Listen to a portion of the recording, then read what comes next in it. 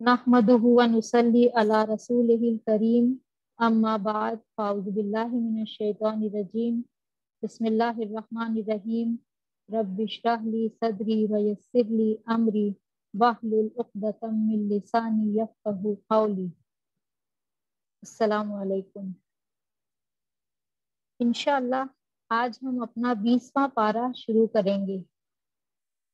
सूरह नमल हमारी चल रही है। आज हम इंशाअल्लाह आयत नंबर 60 से शुरू कर रहे हैं। शुरू अल्लाह के नाम से जो निहायत मेहरबान बड़ा रहम करने वाला है। भला वो कौन है जिसने आसमानों और जमीन को पैदा किया और तुम्हारे लिए आसमान से पानी बरसाया, फिर उसके जरिए से वो खुशनुमा बाग उगाए जिनके दरख्तों का उगाना तुम्हारे बस में न था। क्या अल्लाह के साथ कोई दूसरा खुदा भी है इन कामों में शरीक? नहीं, बल्कि ये लोग राह रास्त से हट कर चले जा रहे हैं। अल्लाह सुब्हान ताला यहाँ अपनी निशानियों के जरिए से अपनी अलूहियत को, अपने इलाह होने को साबित फरमा रहे हैं कि असल में माबूद तो वही है। इबादत उसी की होनी चाहिए जिसने इन सब चीजों को पैदा किया है, जिसने आसमान और जमीन बनाए, आसमानों की मखलूकात बनाई और जमीन पर तरह तरह की मखलूकात पैदा की। फिर आसमान से पानी बरसाया, उसके जरिए से बागात उगाए जिसमें तरह तरह के फल और फूल है। ये सब कुछ किसी और के बस में नहीं था। क्या आसमान बनाना किसी के बस में है? क्या जमीन बनाना किसी की हिम्मत में है? और ये बात मुशरिकीन मक्का भी जानते थे। बार बार अल्लाह ताला ने कुरान में कहा है कि किसने, इनसे पूछो कि किसने आसमान से पानी बरसाया और मुर्दा पड़ी हुई जमीन को जिंदगी दी, तो जरूर कहेंगे कि अल्लाह ने। इनसे पूछो कि तुम्हें कौन रिस्क देता है, हर बात में इनसे पूछो, अल्लाह ताला ने कहा, ये कहेंगे कि अल्लाह ने। तो जब ये सारे काम अल्लाह ताला ने ही किए हैं, तो फिर इबादत में उसका कोई शरीक कैसे हो सकता है? खालिक वही है, मालिक वही है, राजिक वही है, तो फिर दरअसल इलाह भी वही है। तो इनसे एक सवाल कर रहे हैं अल्लाह ताला कि आ इलाहु मा अल्लाह, क्या अल्लाह के साथ कोई और भी इस काम में उसका शरीक है? नहीं, बल्कि ये लोग बहुत नाइंसाफी से काम ले रहे हैं। जब राजिक वो है तो इंसान उसको छोड़कर दूसरों की इबादत करे, गैरों की इबादत करे, ये नहीं हो सकता है। इलाह का लफ्ज माबूद के मानों में आता है। तौहीद की, जैसे हमने पहले भी देखा, एक किस्म तौहीद अलूहियत होती है, दूसरी तौहीद रबूबियत, और तीसरी हमने देखा था तौहीद अस्मा व सिफात। तो यहाँ तौहीद अलूहियत को साबित किया जा रहा है। इसका मानी ये होता है कि अल्लाह को सिर्फ माबूद मानना, और इस बात को अच्छी तरह याद रखना कि अल्लाह के सिवाय कोई इलाह नहीं है। वो निहायत मेहरबान बड़ा रहम करने वाला है। तो जो खालिक है वही असल इबादत का मुस्तहिक भी है। मुशरिकीन मक्का अल्लाह को खालिक तो मानते थे, लेकिन उसके इलाह होने में शिर्क करते थे, यानी औरों को भी अपनी इबादत में शरीक करते, उनके नाम की नजर और नियाज चढ़ाते, उनके आगे सजदा करते, उनसे दुआएं करते, उनको मदद के लिए पुकारते। तो आप सल्लल्लाहु अलैहि वसल्लम ने, रसूलुल्लाह ने आकर सबसे पहले इसी बुनियादी खराबी को दूर किया कि क्योंकि जब इंसान का अकीदा अगर ठीक हो जाए, उसे ये समझ आए कि मेरा पैदा करने वाला एक अल्लाह है, तो फिर उसकी सारी सिमतें दुरुस्त हो जाती है। फिर वो उसी की बात को मानता है, उसी की खातिर वो जमीन पर चलता फिरता है, जीता है। इसलिए जब तक इंसान का अकीदा दुरुस्त ना हो, जब तक तौहीद इंसान के अंदर नहीं आ जाए, तब तक उसकी इबादत, उसकी मामलात, उसके अखलाक कुछ भी ठीक नहीं हो सकता है। तो ये बुनियादी चीज है कि इंसान का अकीदा दुरुस्त हो। और तमाम अंबिया की भी बुनियादी दावत यही रही है कि एक अल्लाह को इलाह मानो। सच्चे दिल से अल्लाह को अपना इलाह मानेंगे तो ही हम आखिरत में निजात पा सकेंगे। और जो अल्लाह के सिवाय किसी दूसरों की तरफ मुतवज्जो होता है, तो उसका आखिरत में भी अंजाम बड़ा भयानक होगा। और वो कौन है जिसने जमीन को जाए करार बनाया और उसके अंदर दरिया रवा किए और उसमें पहाड़ों की मेखें गाड़ दी और पानी के दो जखीरों के दरमियान पर्दे हाइल कर दिए। क्या अल्लाह के साथ कोई और इलाह भी है? इन कामों में शरीक नहीं, बल्कि उनमें से अक्सर लोग नादान हैं। اب ہم جانتے ہیں کہ جس زمین پر ہم رہ رہے ہیں وہ ہر دم حرکت کر رہی ہے، وہ اپنی ایکسس پر بھی گھوم رہی ہے اور سورج کے چاروں طرف بھی گھوم رہی ہے، اور اس کے باوجود ہم اس کے اوپر چین سے بیٹھتے ہیں، کھاتے پیتے ہیں، سوتے ہیں، آرام سے رہتے ہیں۔ کیا ہم سوچ سکتے ہیں کہ کبھی ہم کبھی نہ کبھی تو ہم کبھی جھولے میں بیٹھے ہیں یا کوئی چلتی ہوئی چیز میں، ہمیں کتنا عجیب سا لگتا ہے، لیکن زمین پر ہمیں کبھی بھی ایسا محسوس نہیں ہوا۔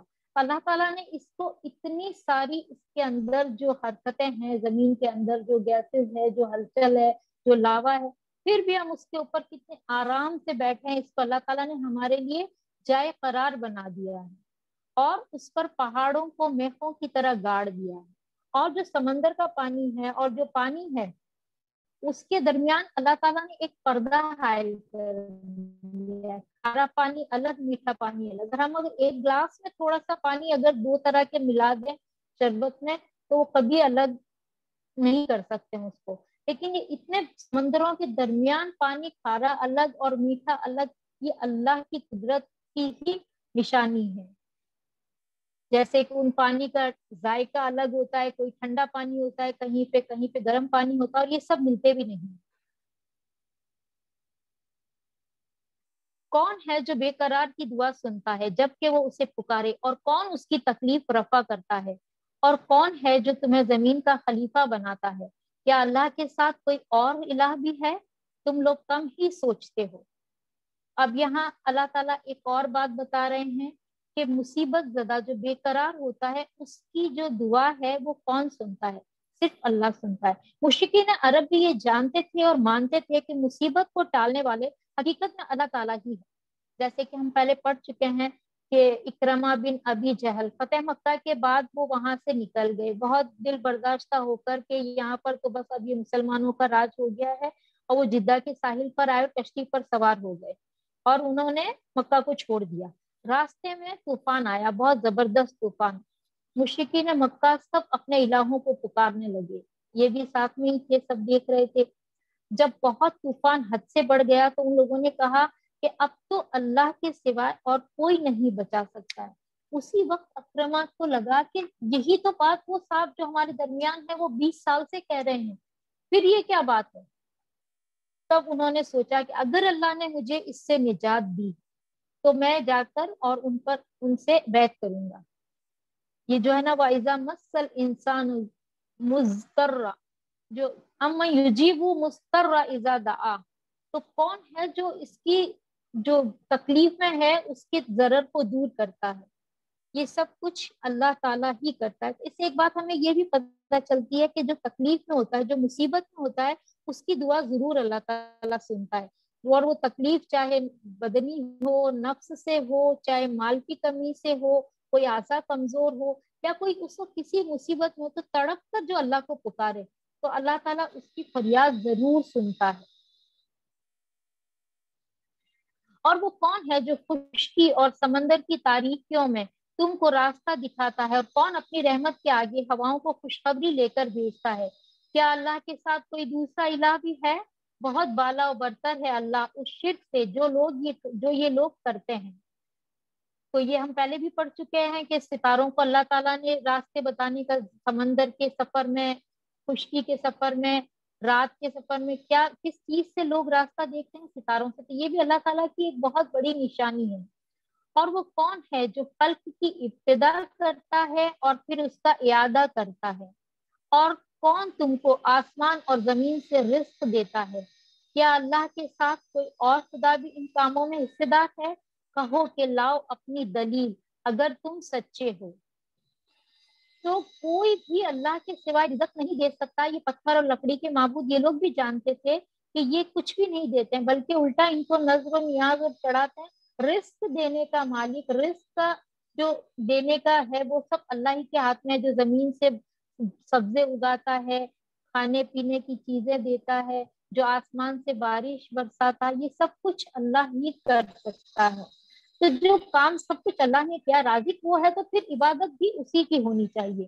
ان سے کہو اللہ کے سوائے آسمانوں اور زمین میں کوئی غیب کا علم نہیں رکھتا، اور وہ نہیں جانتے کہ وہ کب اٹھائے جائیں گے۔ اللہ کے سوائے کوئی بھی عالم میں غیب نہیں ہے۔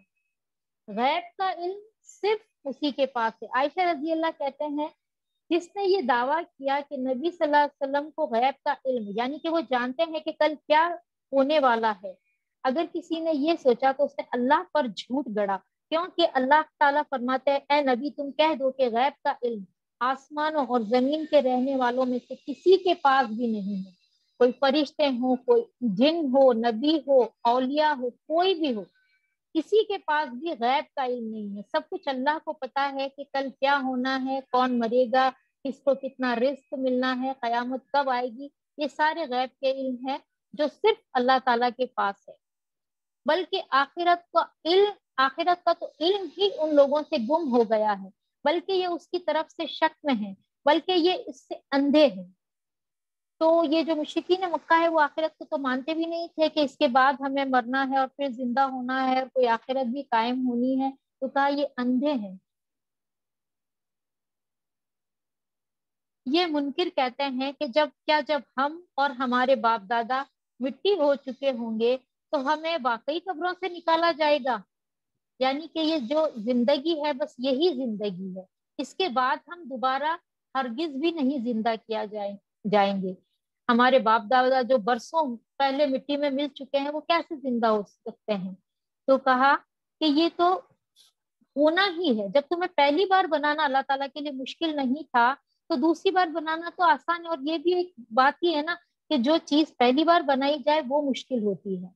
یہ خبریں ہم کو بہت پہلے بھی دی گئی ہیں اور ہمارے پہلے آباء و اجداد کو بھی دی جاتی رہی ہیں۔ یہ مشرکین مکہ کہتے ہیں کہ جو ساری خبریں ہیں جو تم کہہ رہے ہو کہ قیامت آنی ہے، مرنا، پھر زندہ ہونا، پھر حساب دینا ہے، تو یہ تو ساری باتیں ہمارے باپ داداؤں کو بھی پہلے بتائی گئی، مگر یہ بس افسانے ہی افسانے ہیں جو ہم اگلے وقتوں سے سنتے چلے آ رہے ہیں۔ کہو ذرا زمین میں چل پھر کر دیکھو کہ مجرموں کا کیا انجام ہو چکا ہے۔ اس سے پہلے جو قومیں تھی جن لوگوں نے انکار کیا رسولوں کا، ان باتوں کا، تو پھر ان کا انجام دیکھو، یہ سب بستیاں تم سے دور نہیں ہیں۔ اے نبی صلی اللہ علیہ وسلم ان کے حال پر رنج نہ کرو اور نہ ان کی چالوں پر دل تنگ ہو۔ یہ جو باتیں کہتے تھے تو اس پر رسول اللہ کو بہت دل تنگ ہوتا تھا، بہت ان کا سینہ پھوڑتا تھا، تو کہا آپ ان پر تنگ مت ہو، یہ تو ایسی ہی باتیں کرتے ہیں۔ وہ کہتے ہیں کہ یہ دھمکی کب پوری ہوگی اگر تم سچے ہو، یعنی کہ جو تم کہتے ہو کہ عذاب آئے گا، عذاب آئے گا، رسولوں کو جھٹلانے کی یہ سزا ہے، تو ہم تو تمہیں جھٹلا چکے، اب یہ وعدہ کب پورا ہوگا جو تم کہہ رہے ہو کہ ہمارے اوپر ایک عذاب آ جائے گا؟ تو کہو کیا عجب کہ جس عذاب کے لیے تم جلدی مچا رہے ہو اس کا ایک حصہ تمہارے قریب ہی آ لگا ہو، یعنی کہ موت تو سب کے قریب آ چکی ہے نا، کسی کو نہیں پتا ہے کہ کب ہماری موت آنے والی ہے۔ حقیقت یہ ہے کہ تیرا رب تو لوگوں پر بڑا فضل فرمانے والا ہے، مگر اکثر لوگ شکر نہیں کرتے۔ بلا شبہ تیرا رب خوب جانتا ہے جو کچھ ان کے سینے اپنے اندر چھپائے ہوئے ہیں اور جو کچھ وہ ظاہر کرتے ہیں۔ آسمان اور زمین کی کوئی پوشیدہ چیز ایسی نہیں ہے جو ایک واضح کتاب میں لکھی ہوئی موجود نہ ہو، یعنی کہ یہ جو کچھ بھی کہہ رہے ہیں، جو کچھ بھی ان کے دلوں کے حال ہے، جو کچھ یہ ظاہر کر رہے ہیں، جو کچھ یہ چھپا رہے ہیں، یہ سب کچھ ریکارڈ ہو رہا ہے اور ایک دن ان کے سامنے لا کے رکھ بھی دیا جائے گا۔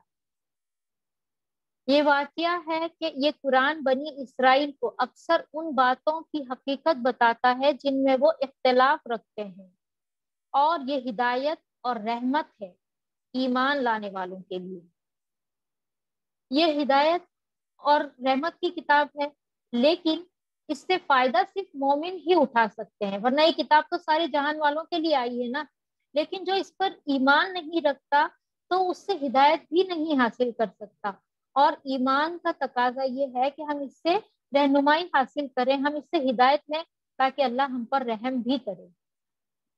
یقیناً اسی طرح تیرا رب ان لوگوں کے درمیان بھی اپنے حکم سے فیصلہ کر دے گا، اور وہ زبردست اور سب کچھ جاننے والا ہے۔ بس اے نبی اللہ پر بھروسہ رکھو، یقیناً تم صریح حق پر ہو، یعنی جو بات ہے وہ تو ہونی ہی ہے، آپ تسلی رکھو اور اللہ پر توکل کرو۔ تم مردوں کو تو نہیں سنا سکتے اور نہ بہروں تک اپنی پکار پہنچا سکتے ہو جو پیٹ پھیر کر بھاگے جا رہے ہیں، یعنی کہ جو مردہ لوگ ہیں، جن کے ضمیر مر چکے ہیں، جن کے دل مردہ ہے، جو اپنی ضد اور اپنی ہٹ درمی پر جمے ہوئے ہیں، وہ کبھی بھی حق کو دیکھ کر سمجھ کر کبھی بھی اس پر نہیں آئیں گے، کیونکہ آپ مردوں کو نہیں سنا سکتے ہیں اور نہ بہروں کو اپنی پکار سنا سکتے ہیں، اور وہ بہرا بھی اگر سامنے آپ کے دیکھ رہا ہے تو شاید اشارے سے بھی کچھ سمجھ جائے، لیکن جو بہرا بھی ہے اور پیٹھ پھیر کر بھی بھاگ رہا ہے، تب آپ چاہے اس کو پیچھے سے کتنا بھی پکارے اس کو نہیں سمجھ آئے گا، اور نہ اندھوں کو راستہ بتا کر بھٹکنے سے بچا سکتے ہو۔ تم تو اپنی بات انہی لوگوں کو سنا سکتے ہو جو ہماری آیات پر ایمان لاتے ہیں اور پھر فرما بردار بن جاتے ہیں، تو کسی کو گھسیٹ کر لانا، ایمان پر لانا یا ہدایت دینا نبی کے بھی بس میں نہیں ہے۔ کہا کہ آپ صرف اپنی بات پہنچا دو، باقی سارا کام اللہ کا ہے، وہ حساب بھی لے لے گا، اور جس کو ہدایت چاہیے ہوگی اللہ تعالیٰ اسے ہدایت دے بھی دے گا، کیونکہ ہدایت اسی کو دیتا ہے اللہ تعالیٰ جو اس کو چاہتا ہے۔ اور جب ہماری بات پوری ہونے کا وقت ان پر آ پہنچے گا تو ہم ان کے لیے ایک جانور زمین سے نکالیں گے جو ان سے کلام کرے گا کہ لوگ ہماری آیات پر یقین نہیں کرتے تھے۔ جب زمین میں اتنی گمراہی پھیل جائے گی کہ لوگ حق کو قبول کرنا بالکل چھوڑ دیں گے، اس وقت لوگ امر بالمعروف نہی عن المنکر بھی کرنا چھوڑ دیں گے، اور انسانوں کے اندر سے خیر بھلائی بالکل نکل جائے گی، تو اس وقت بتا رہے ہیں اللہ تعالیٰ کہ اس وقت اللہ تعالیٰ زمین سے ایک جانور کو نکالیں گے، وہ لوگوں سے بات کرے گا، وہ لوگوں کو سمجھائے گا، اور اسی طرح ایک روایت میں آتا ہے کہ وہ لوگوں کو کچھ نشان بھی لگا دے گا۔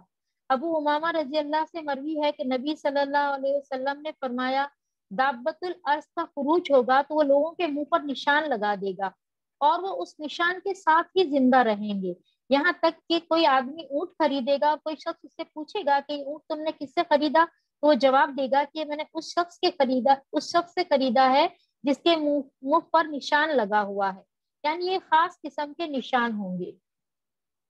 مسلم کی ایک حدیث ہے، ابو ہریرہ اس کے راوی ہیں رسول اللہ صلی اللہ علیہ وسلم نے فرمایا 3 باتیں ظاہر ہونے پر کسی کو اس کا ایمان لانے کا فائدہ نہ ہوگا الا یہ کہ وہ پہلے سے ایمان لا کر نیک عمل کرتا رہا ہو، سورج کا مغرب سے نکلنا، دجال کا خروج، اور دابت الارض کا نکلنا، یعنی کہ زمین میں سے ایک جانور کا نکلنا۔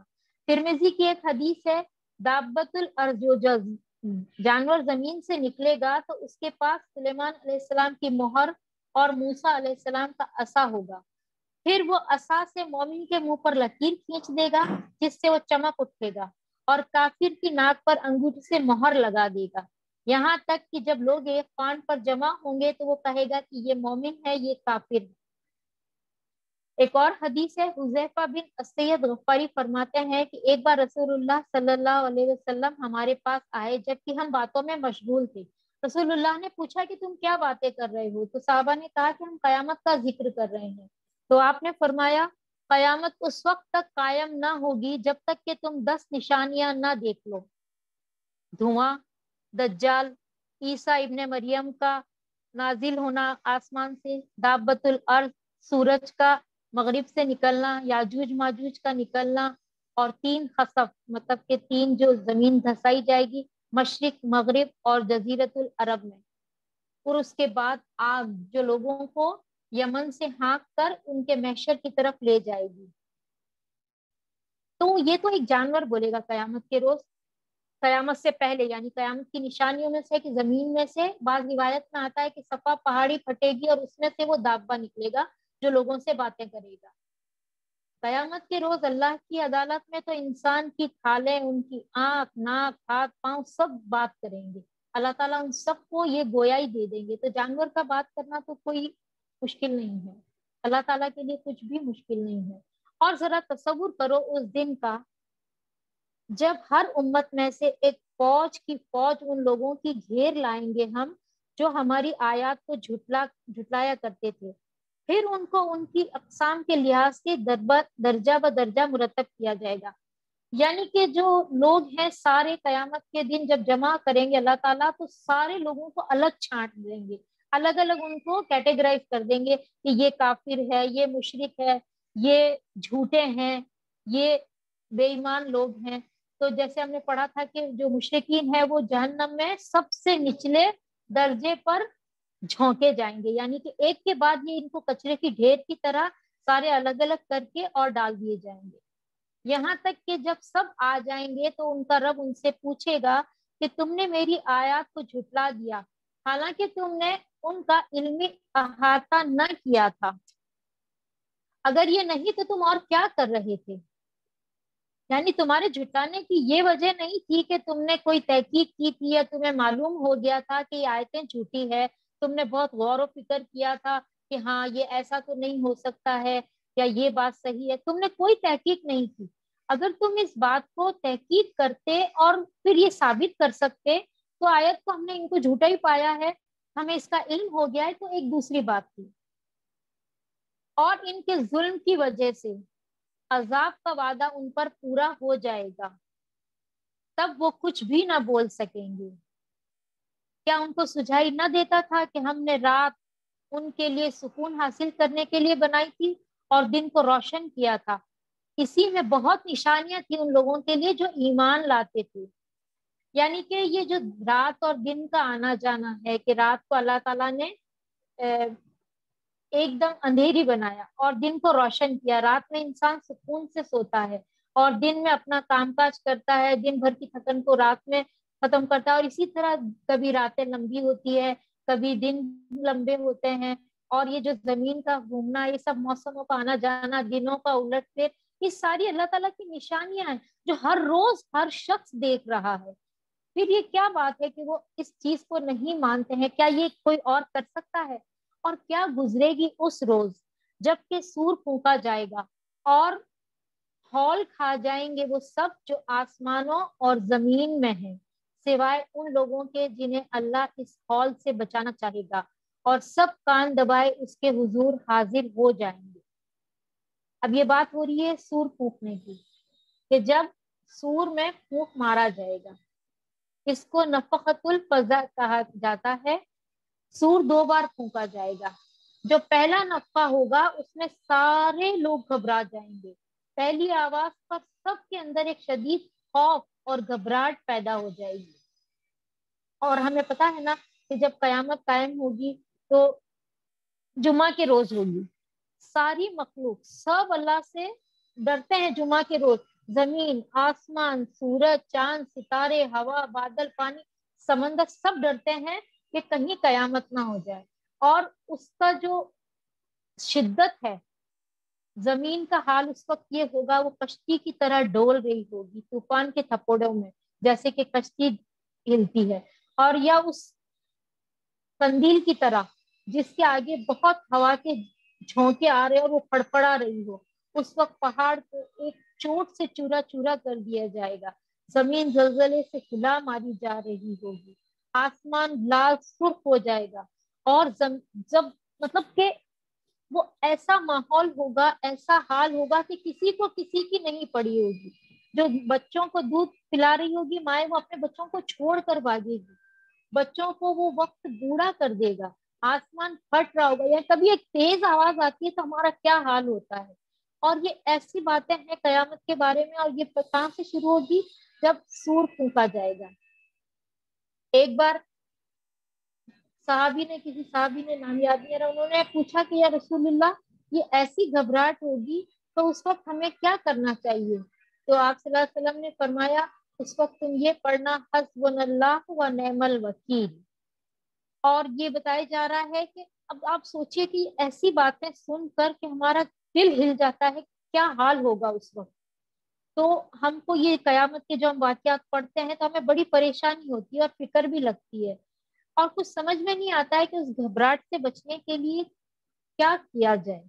تو ایک دعا بتا دی، اور یہاں اس آیت سے ہمیں پتا چل رہا ہے کہ نیکیاں کرنا اس گھبراہٹ کو دور کر دے گا، سوائے ان لوگوں کے جنہیں اللہ اس ہال سے بچانا چاہے گا۔ تو وہ کون لوگ ہوں گے جسے اللہ تعالیٰ بچائے گا اس ہال سے؟ جبکہ سارے لوگ ساتھ چھوڑ جائیں گے، سارے رشتے کٹ ہو جائیں گے، تو اس وقت کیا کام آئے گا؟ صرف نیکی، کہ اللہ تعالیٰ نے اس کا بتا دیا کہ جو نیکی کر کے لائے گا، ایک نیکی کے بدلے 10 نیکیاں، یہ سب ہم پڑھ چکے ہیں۔ تو जिस दिन, और एक हदीस में आता है, जिसने मुसलमानों के रास्ते से तकलीफ दह चीज हटाई, अल्लाह उसके लिए नेकी रखेगा, एक नेकी लिखेगा, और जिसके लिए अल्लाह नेकी लिख देता है उसकी वजह से वो जन्नत में दाखिल हो जाएगा। तो हमें नहीं पता है कि हमारी कौन सी नेकी है जो अल्लाह ताला कबूल कर ले। बहुत सारी हम नेकियां करते हैं और बहुत खुश भी होते हैं, क्योंकि नेकियों पर फख्र नहीं करना चाहिए। क्या पता कौन सा वो रयाकारी में चला जाए, कौन सी नेकी है जो हमारे दिमाग में खलल डाल दे कि चलो हम तो नेक हो चुके हैं, हमने नेकियां कर ली, अब हम बच जाएंगे। पता नहीं वो नेकी अल्लाह को पसंद आए या ना आए। जैसे हमने उस फाहिशा औरत का वाकया पढ़ा था कि उसने सिर्फ एक पानी पिलाया था एक प्यासे कुत्ते को, अल्लाह ताला को वो पसंद आ गया। और जो इंसान जिंदगी भर भी नेकी करता रहे, लेकिन उसे सबसे ज्यादा किस बात का ख्याल करना है कि मेरी नेकियां कहीं जाय नहीं हो रही है। और छोटी छोटी नेकियों को भी कभी भी हकीर नहीं समझना चाहिए। अगर आप किसी के सामने मुस्कुरा कर देखते हैं तो वो भी नेकी है। उस वक्त इंसान बिल्कुल कल्लाश होगा, फकीर होगा, कुछ भी नहीं होगा। क्या काम आएगा उसका? सिर्फ उसका अमल काम आएगा। तो यहाँ पे क्या बताया गया है कि वहुम मिन फज़ल यौमइज़िन आमिनून, के वो लोग अमन में होंगे। और आज तो पहाड़ों को देखता है और समझता है कि ये खूब जमे हुए हैं, मगर उस वक्त ये बादलों की तरह उड़ रहे होंगे। ये अल्लाह की कुदरत का करिश्मा होगा, जिसने हर चीज को हिकमत के साथ इस्तवार किया है, और वो खूब जानता है कि तुम लोग क्या करते हो। जो शख्स भलाई लेकर आएगा उसे उससे ज्यादा बेहतर सिला मिलेगा, और ऐसे लोग उस दिन के हौल से महफूज होंगे। तो अल्लाह ताला हमें भी नेकियों की तौफीक दे, और अल्लाह ताला हमें हर बुराई और रियाकारी से बचाए, और अल्लाह ताला हमारी नेकियों को कबूल कर ले। और जो कोई बुराई लिए हुए आएगा, ऐसे सब लोग औंधे मुंह आग में फेंके जाएंगे। क्या तुम लोग इसके सिवाय कोई और जजा पा सकते हो कि जैसा करो वैसा भरो? यानी कि बुराई का बदला भी बता दिया जाए। जो बुराई लेके आएगा उसको सिर्फ जहन्नम है, उसको आग में झोंक दिया जाएगा। कोई ये ना सोचे कि मैंने इतनी नेकियां कर ली थी या मैं सिफारिश काम आ जाएगी, कुछ भी नहीं।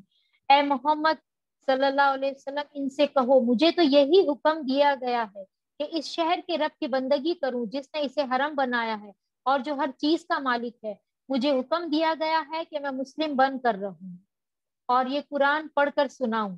अब जो हिदायत इख्तियार करेगा वो अपने ही भले के लिए हिदायत इख्तियार करेगा, और जो गुमराह हो उससे कह दो कि मैं तो बस खबरदार करने वाला हूँ।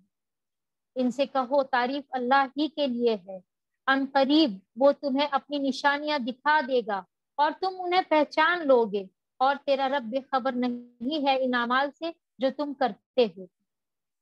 तो अल्हम्दुलिल्लाह यहाँ पर हमारी सूरह नमल अब मुकम्मल हुई है। हम नई सूरह शुरू करेंगे। तो रमजान का मौका भी है नेकियां करने का, बहुत ज्यादा नेकियां करें और अल्लाह से दुआ करें, अल्लाह ताला कबूल करे। शुरू अल्लाह के नाम से जो बड़ा मेहरबान निहायत रहम करने वाला है। सूरतुल कसस, ये मक्की सूरा है। और कुरान में वैसे तो सबसे ज्यादा जिक्र जिस नबी का है वो मूसा अलैहिस्सलाम ही है, और सबसे ज्यादा इसी सूरा में मूसा अलैहिस्सलाम का जिक्र आया है। और ये जो किस्से हैं कुरान में जो बयान अल्लाह ताला करते हैं, उनको बताने का मकसद क्या है कि एक तो हम उससे इबरत हासिल करें, और दूसरे आप सल्लल्लाहु अलैहि वसल्लम को तसल्ली देना कि ये जो हालात हैं जो आपके साथ आ रहे हैं, जो आपकी कौम या जो मुशरिकीन लोग ये आपके साथ कर रहे हैं, तो ये कोई नई बात नहीं है। यही हर नबी हर रसूल के साथ जब भी वही अल्लाह का पैगाम लेकर आया है, ला इलाहा इल्लल्लाह, तो उस वक्त यही सब कुछ हालात उनके साथ हुए हैं। और मूसा अलैहिस्सलाम के हालात तो सबसे ज्यादा सख्त थे।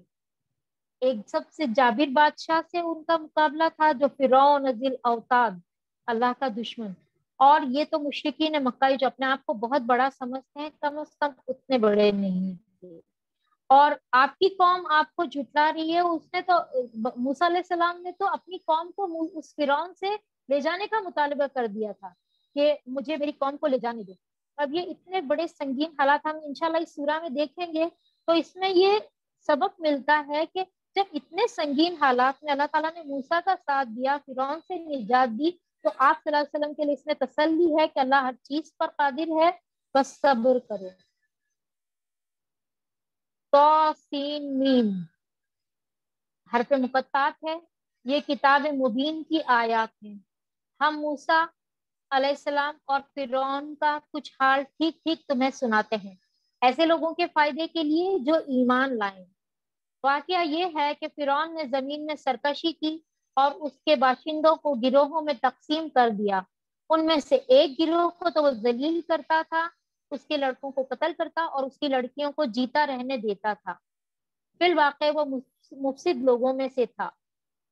تو یہ جو فرعون ہے یہ مصر کے بادشاہوں کا لقب ہوتا تھا، اور موسیٰ علیہ السلام کو اسی کی طرف بھیجا گیا تھا جو فرعون کا بیٹا من فتح تھا۔ موسیٰ علیہ السلام کا جو دور ہے وہ 1400 سال قبل مسیح ہے، اور اس کو جو بتانا ہے قرآن میں، اس کو بیان کرنے کا مقصد یہ ہے کہ اللہ تعالیٰ نافرمانوں اور متکبروں کا کیا انجام کرتے ہیں۔ تو اس میں جو ہدایت اور نصیحت ہے وہ ایمان والوں کے لیے، باقی سب کے لیے یہ صرف ایک ہسٹری کی باتیں ہیں کہ ہاں ایسا ہوا تھا۔ نصیحت اس سے وہی لیں گے جو عقل والے ہیں۔ تو موسیٰ علیہ السلام کس پس منظر میں آئے، کیسے ان کی پیدائش ہوئی، اور اس کے فوراً بعد کیا واقعات پیش آئے، کس طرح سے ان کے ساتھ حالات ہوئے کہ ان کو اپنا شہر چھوڑنا پڑا، ان کی شادی کیسے ہوئی، کس طرح سے وہ پھر واپس آئے، بنی اسرائیل کو آزاد کرایا، یہ سارا ہم اس سورہ میں دیکھیں گے۔ اب یہ جو ہے کہ اس وقت جو فرعون تھا وہ لوگوں کو تقسیم کر دیتا گروہوں میں، یعنی کہ وہ جو پھر بنی اسرائیل جو قوم تھی وہاں پہ ہم یہ ساری ہسٹری پڑھ چکے ہیں، تو ان لوگوں کو اس نے بہت دبا کر رکھا ہوا تھا، یہاں تک کہ ان کے لڑکوں کو قتل بھی کر دیتا تھا۔ موسیٰ جو تھی ان کے 3 بچے تھے، ایک بڑی لڑکی تھی، اس کے بعد ہارون علیہ السلام۔ اس کے بعد ایسا ہوا کہ جو فرعون تھا اس وقت کا، اس نے کہا جاتا ہے کہ خواب دیکھا کہ بنی اسرائیل قوم میں ایک بچہ پیدا ہوگا جو تیرا تخت پلٹ دے گا۔ تو اس کے بعد اس نے بچوں کو، جو بھی بچے اس کے بعد پیدا ہو رہے تھے، ان سب کو قتل کروانا شروع کر دیا۔ تو ہارون علیہ السلام کی پیدائش کے کچھ بعد میں جب موسیٰ علیہ السلام کی ولادت ہوئی، اس وقت یہ سارا ماجرا شروع ہوا تھا کہ وہ بچوں کو قتل کروا رہا تھا۔ اور ہم یہ ارادہ رکھتے تھے کہ مہربانی کریں ان لوگوں پر جو زمین میں ذلیل کر کے رکھے گئے تھے، اور انہیں پیشوا بنا دیں اور انہی کو وارث بنائیں۔ تو یہ جو فرعون کی چال تھی تو یہ تو ساری الٹی پڑنی تھی، اور اللہ تعالیٰ کا جو فیصلہ تھا، جو اللہ تعالیٰ نے مقدر کیا تھا، وہ ہونا ہی تھا۔ اور زمین میں ان کو اقتدار بخشیں اور ان سے فرعون و حامان اور ان کے لشکروں کو وہی کچھ دکھلا دیں جس کا انہیں ڈر تھا، یعنی کہ وہ لوگ جو ڈر رہے تھے نا کہ ہماری یہ بادشاہت چلی جائے گی، تو اللہ تعالیٰ نے کہا کہ ہم انہیں وہی دکھانے والے تھے جس سے وہ لوگ ڈر رہے تھے کہ یہ ہمارا یہ راج پاٹ چلا جائے گا، ہمارا تختہ الٹ جائے گا۔ تو یہ تو ہونا ہی تھا۔ ہم نے موسیٰ علیہ السلام کی ماں کو اشارہ کیا کہ اس کو دودھ پلا، پھر جب تجھے اس کی جان کا خطرہ ہو تو اسے دریا میں ڈال دے، اور کچھ خوف اور غم نہ کر، ہم اسے تیرے ہی پاس واپس لے آئیں گے اور اس کو پیغمبروں میں شامل کر دیں گے۔ تو اب موسیٰ علیہ السلام کی ماں کو الہام کیا گیا، خفیہ اشارہ وہی جو بھی تھا، چاہے فرشتہ ہے، ان کے دل میں بات ڈالی گئی کہ جب یہ بچہ پیدا ہوگا تو اس کو دودھ پلاتی رہنا، اور جب تمہیں اس سے کوئی خوف اور خطرہ محسوس ہو کہ یہ راز پاش ہوتا نظر آئے تب تم اسے دریا میں ڈال دینا۔ کہا جاتا ہے کہ 3 مہینے تک موسیٰ نے موسیٰ علیہ السلام کو چھپا کر رکھا، اور ان کی جیسے بہت چھوٹا سا تھا تب نہیں ڈال دیا۔ اب یہ جو راز پاش ہونے کا خطرہ ہوا کہ پورا فرعون کی حکومت جو تھی اس نے جاسوس عورتیں چھوڑ رکھی تھی کہ وہ اسرائیلیوں کے گھروں میں جاتی تھی چھوٹے بچے لے کے، اور وہاں پہ ان کو رلاتی تھی، تو دوسرے جو گھر میں بچے ہوتے تھے تو وہ بھی رونے لگ جاتے تھے۔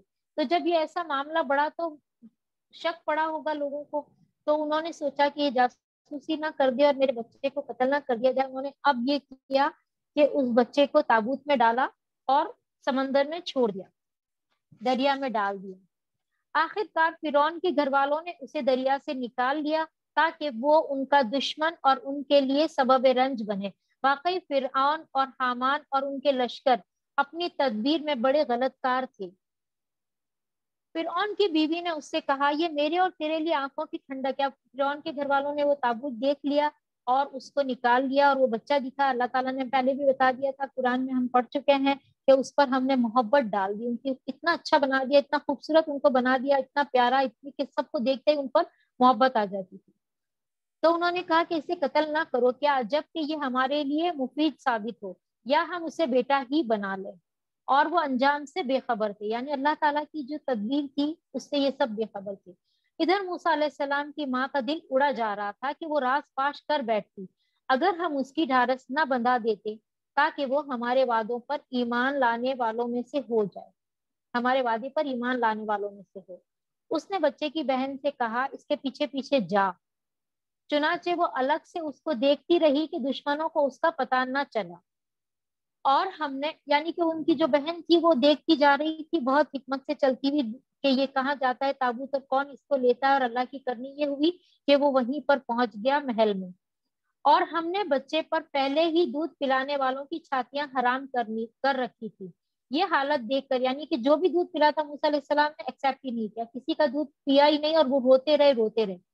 اب یہ حالت دیکھ کر اس لڑکی نے ان سے کہا میں تمہیں ایسے گھر کا پتہ بتاؤں جس کے لوگ اس کی پرورش کا ذمہ لیں اور خیر خواہی کے ساتھ اسے رکھیں. یعنی کہ یہ نہیں کہا کہ میں ان لوگوں کو بلا کے لاؤں، اس کا گھر کا پتہ بتاتی ہوں. اس وقت بھی ایسا ہی ہوتا ہوگا جیسے کہ عرب میں ہوتا تھا کہ بچوں کو دودھ پلانے کے لیے، پرورش کے لیے گھروں میں دے دیا جاتا تھا دیہاتوں میں کہ وہ زبان سیکھے. اس طرح ہم موسیٰ علیہ السلام کو اس کی ماں کے پاس پلٹا لائے تاکہ اس کی آنکھیں ٹھنڈی ہوں اور وہ غمگین نہ ہو اور جان لے کہ اللہ کا وعدہ سچا تھا. مگر اکثر لوگ اس بات کو نہیں جانتے. یعنی کہ وہ عورت آئی موسیٰ علیہ السلام کی والدہ، اور انہوں نے کہا کہ ہاں ٹھیک ہے بھائی، میرا بھی گھر بار ہے اور میں اس کو لے جاتی ہوں، پرورش کرتی ہوں. اب جب موسیٰ علیہ السلام اپنی پوری جوانی کو پہنچ گیا اور اس کا نشو و نما مکمل ہو گیا تو ہم نے اسے حکم اور علم عطا کیا، اور ہم نے نیک لوگوں کو ایسی ہی جزا دیتے ہیں. اب جب موسیٰ علیہ السلام بڑے ہو گئے، اب پرورش ان کی کہاں پہ ہوئی؟ اپنے ماں باپ کے پاس. اور وہ دوبارہ اپنی ماں کے پاس جب آئے تو ان کو پتا تھا نا کہ یہ میرا ہی بیٹا ہے. انہوں نے اس کو اپنی طرف سے ساری پرورش کی، دین بھی سکھا دیا، اور جو ان کے جو باپ دادا تھے ابراہیم علیہ السلام، یعقوب، اسحاق، ان سب کے بارے میں بتایا، اور ان کو مطلب کہ دین بھی سیکھ لیا انہوں نے اپنے گھر پہ، اور جو دنیاوی حکمت بھی سیکھی اور علم، جو دنیاوی تعلیم تھی وہ محل میں رہ کر انہوں نے سب کچھ سیکھ لیا. یہی بدلہ دیتے ہیں اللہ تعالیٰ نیک لوگوں کو. ایک روز وہ شہر میں، اب ایک اور واقعہ بتایا جا رہا ہے، ایک روز وہ شہر میں ایسے وقت داخل ہوا جبکہ اہل شہر غفلت میں تھے. وہاں اس نے دیکھا کہ دو آدمی لڑ رہے ہیں، ایک اس کی اپنی قوم کا تھا اور دوسرا اس کی دشمن قوم سے تعلق رکھتا تھا. اس کی قوم کے آدمی نے دشمن قوم والے کے خلاف اسے مدد کے لیے پکارا. موسیٰ علیہ السلام نے اس کو ایک گھونسا مارا اور اس کا کام تمام کر دیا، یعنی کہ وہ آدمی مر ہی گیا ایک گھونسے میں. یہ حرکت سرزد ہوتے ہی موسیٰ علیہ السلام نے کہا یہ شیطان کی کار فرمائی ہے، وہ سخت دشمن اور کھلا گمراہ کن ہے. یعنی کہ اب موسیٰ علیہ السلام سے گناہ ہو گیا اور وہ سخت پریشان ہو گئے کہ یہ تو شیطانی حرکت ہو گئی ہے. پھر وہ کہنے لگا اے میرے رب، میں نے اپنے نفس پر ظلم کر ڈالا ہے، میری مغفرت فرما دے.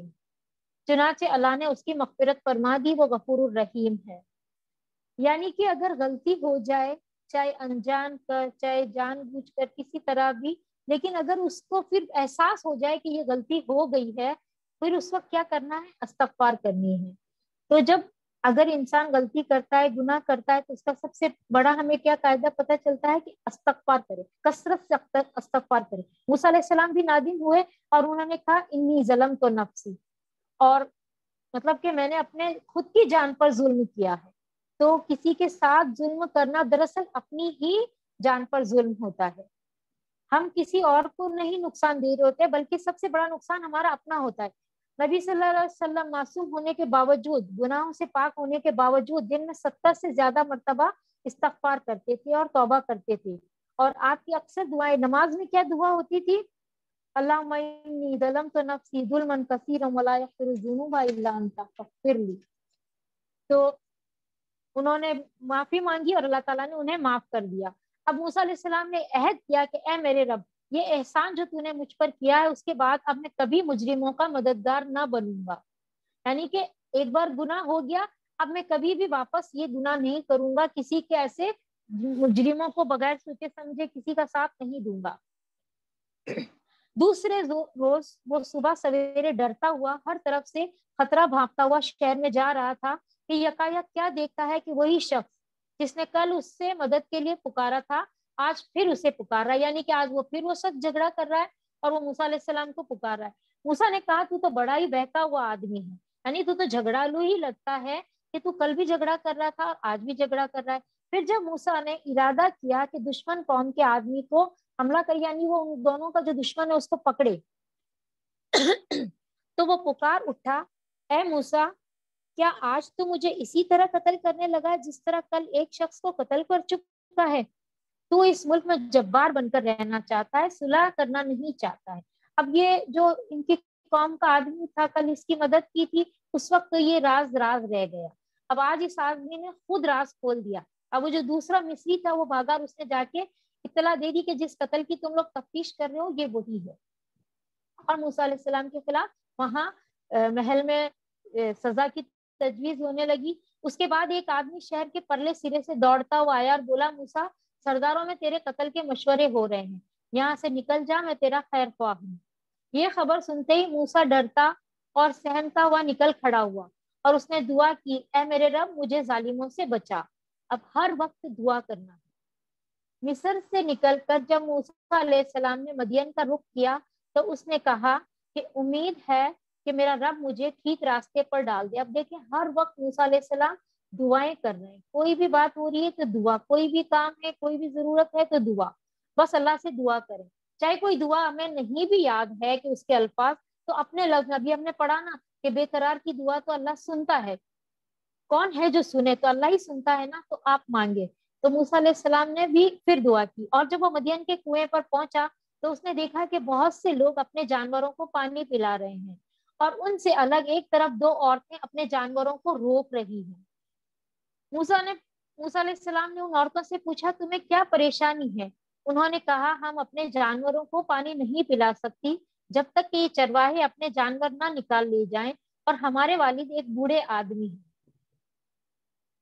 تو یہ مدین کا واقعہ ہے، جب موسیٰ علیہ السلام وہاں سے مصر سے نکل گئے اس علاقے سے اور وہاں پہنچ گئے، تو وہاں پہ جا کے ایک جگہ دیکھ رہے ماجرا کے ایک کنویں پہ لوگ پانی پلا رہے ہیں، دو لڑکیاں کھڑی ہیں، تو انہوں نے وجہ بتا دی کہ ہم کیوں ایک طرف ہیں۔ یہ سن کر موسیٰ علیہ السلام نے ان کے جانوروں کو پانی پلا دیا، پھر ایک سائے کی جگہ جا بیٹھا اور بولا، پروردگار جو خیر بھی تو مجھ پر نازل کر دے میں اس کا محتاج ہوں۔ یہ دعا بہت پیاری ہے، ضرور یاد کریں۔ ربی انی لما انزلت الی من خیر فقیر، کہ اللہ میں تو فقیر ہوں، میں تو محتاج ہوں، جو بھی خیر تو مجھ پر نازل کر دے میرے لیے میں اسی کا ضرورت مند ہوں، محتاج ہوں۔ کچھ دیر نہ گزری تھی کہ ان دونوں عورتوں میں سے ایک شرم و حیا کے ساتھ چلتی ہوئی اس کے پاس آئی اور کہنے لگی، میرے والد آپ کو بلا رہے ہیں تاکہ آپ نے ہمارے لیے جانوروں کو پانی جو پلایا ہے اس کا اجر آپ کو دیں۔ موسیٰ علیہ السلام جب اس کے پاس پہنچا اور اپنا سارا قصہ اسے سنایا تو اس نے کہا، کچھ خوف نہ کرو، اب تم ظالم لوگوں سے بچ نکلے ہو۔ یعنی کہ اب وہ ان لڑکیوں کے ساتھ، اس لڑکی کے ساتھ اس کے گھر آ گئے اور اس کے والد کو سارا ماجرا سنا دیا، تو انہوں نے کہا کہ اب تم غم نہ کرو، فکر نہ کرو، اب تم ان ظالم لوگوں سے بچ کر آ چکے ہو، یہ اس کا علاقہ نہیں ہے۔ ان دونوں عورتوں میں سے ایک نے اپنے باپ سے کہا، ابا جان اس شخص کو نوکر رکھ لیجئے، بہترین آدمی جسے آپ ملازم رکھیں وہی ہو سکتا ہے جو قوی اور امین ہو، یعنی مضبوط اور امانت دار ہو۔ اس کے باپ نے موسیٰ علیہ السلام سے کہا، میں چاہتا ہوں کہ اپنی ان دو بیٹیوں میں سے ایک کا نکاح تمہارے ساتھ کر دوں، بشرطیکہ کہ تم 8 سال تک میرے ہاں ملازمت کرو، اور اگر 10 سال تک پورے کر دو تو یہ تمہاری مرضی ہے، میں تم پر سختی نہیں کرنا چاہتا، تم انشاءاللہ مجھے نیک آدمی پاؤ گی۔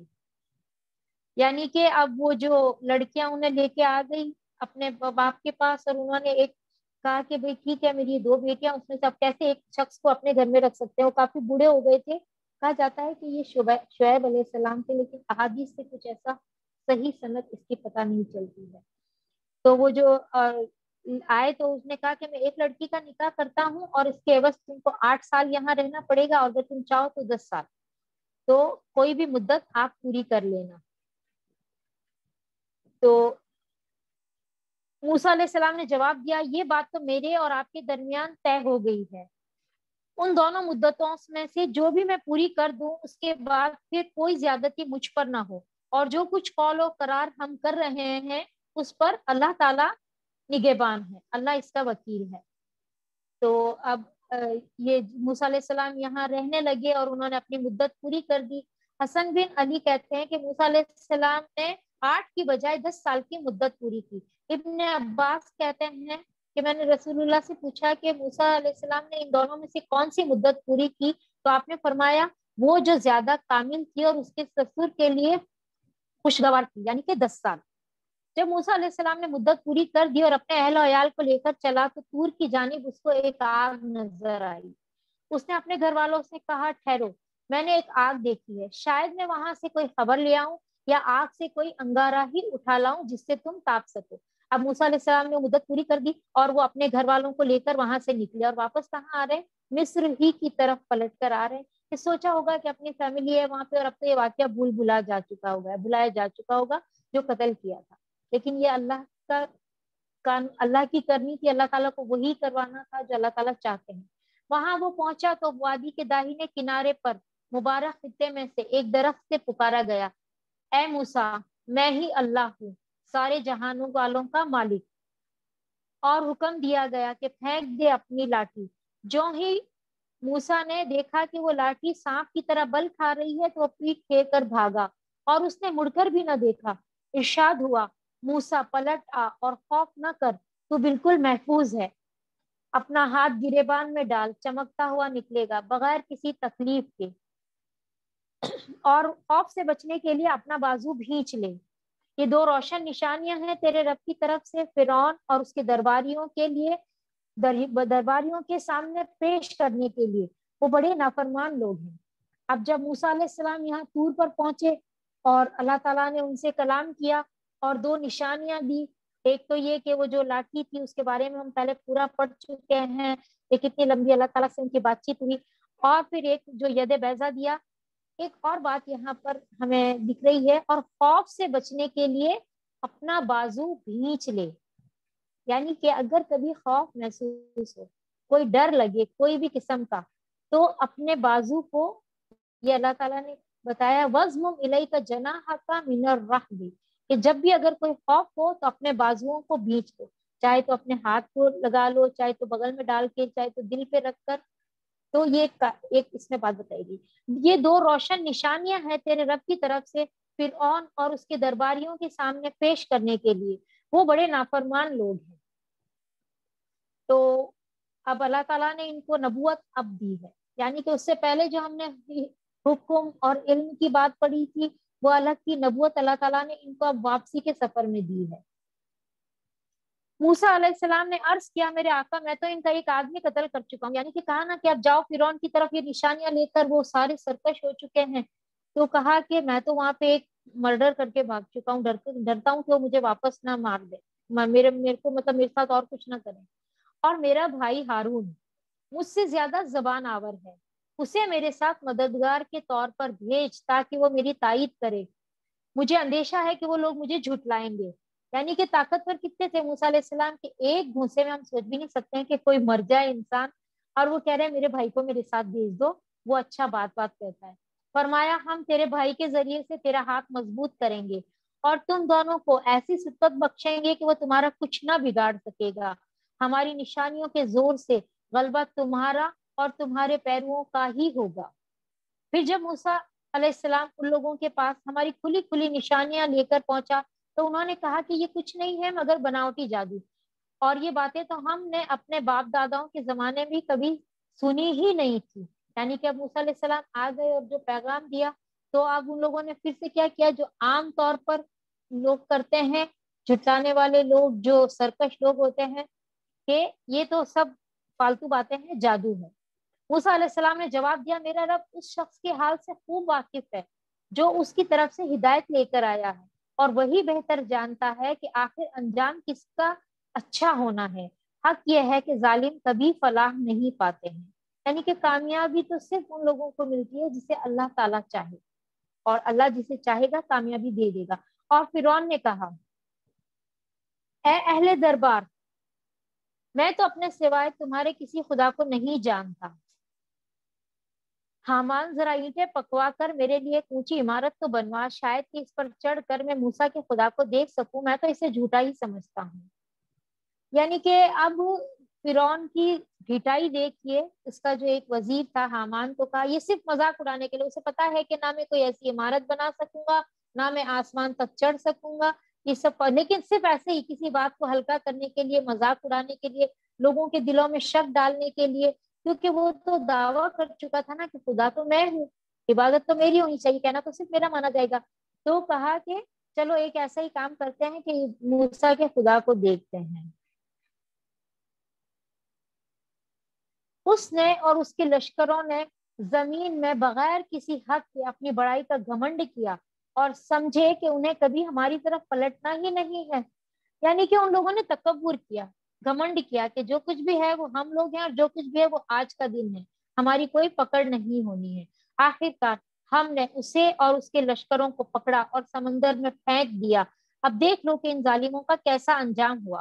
ہم نے انہیں جہنم کی طرف دعوت دینے والے پیش رو بنا دیا، اور قیامت کے روز وہ کہیں سے کوئی مدد نہ پا سکیں گے.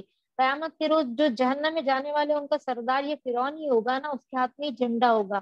ہم نے اس دنیا میں ان کے پیچھے لعنت لگا دی، اور قیامت کے روز وہ بڑی قباحت میں مبتلا ہوں گے. پچھلی نسلوں کو ہلاک کرنے کے بعد ہم نے موسیٰ علیہ السلام کو کتاب عطا کی، لوگوں کے لیے بصیرتوں کا سامان بنا کر، ہدایت اور رحمت بنا کر، تاکہ شاید یہ لوگ سبق حاصل کریں. اب موسیٰ علیہ السلام کو کتاب عطا کی گئی، یعنی کہ تورات، اور ایک انسانیت کا نیا دور اب شروع ہو رہا ہے. یعنی کہ جو اب بنی اسرائیل وہاں سے نکل کے آ گئے، ان سب کو اللہ تعالیٰ نے غرق کر دیا، اور اب بنی اسرائیل موسیٰ علیہ السلام کے ساتھ دریا پار کر کے آئے ہیں، اور ایک نئی شریعت انہیں دی گئی ہے اللہ تعالیٰ نے. اے محمد صلی اللہ علیہ وسلم، تم اس وقت مغربی گوشے میں موجود نہ تھے جب ہم نے موسیٰ علیہ السلام سے یہ فرمان شریعت عطا کیا، اور نہ تم ان شاہدین میں شامل تھے. یعنی کہ جب وہ جو اس پہاڑ پر بلایا گیا تھا اور ان کو شریعت دی گئی تھی، وہ جو تختیاں، تو کہا کہ آپ صلی اللہ علیہ وسلم سے کہا جا رہا ہے کہ آپ تو اس وقت موجود نہیں تھے، بلکہ اس کے بعد تمہارے زمانے تک ہم بہت سی نسلیں اٹھا چکے ہیں اور ان پر بہت زمانہ گزر چکا ہے. تم اہل مدین کے درمیان بھی موجود نہ تھے کہ ان سے ہماری آیات سنا رہے ہوتے. اس وقت یہ خبریں بھیجنے والے ہم ہیں. یعنی کہ یہ جو نبی ہے یہ برحق ہے. انہوں نے امی بھی تھے نا، کبھی کوئی کتاب بھی نہیں پڑھی، اور یہ واقعات تو گزرے بھی تو سینکڑوں سال گزر چکے ہیں.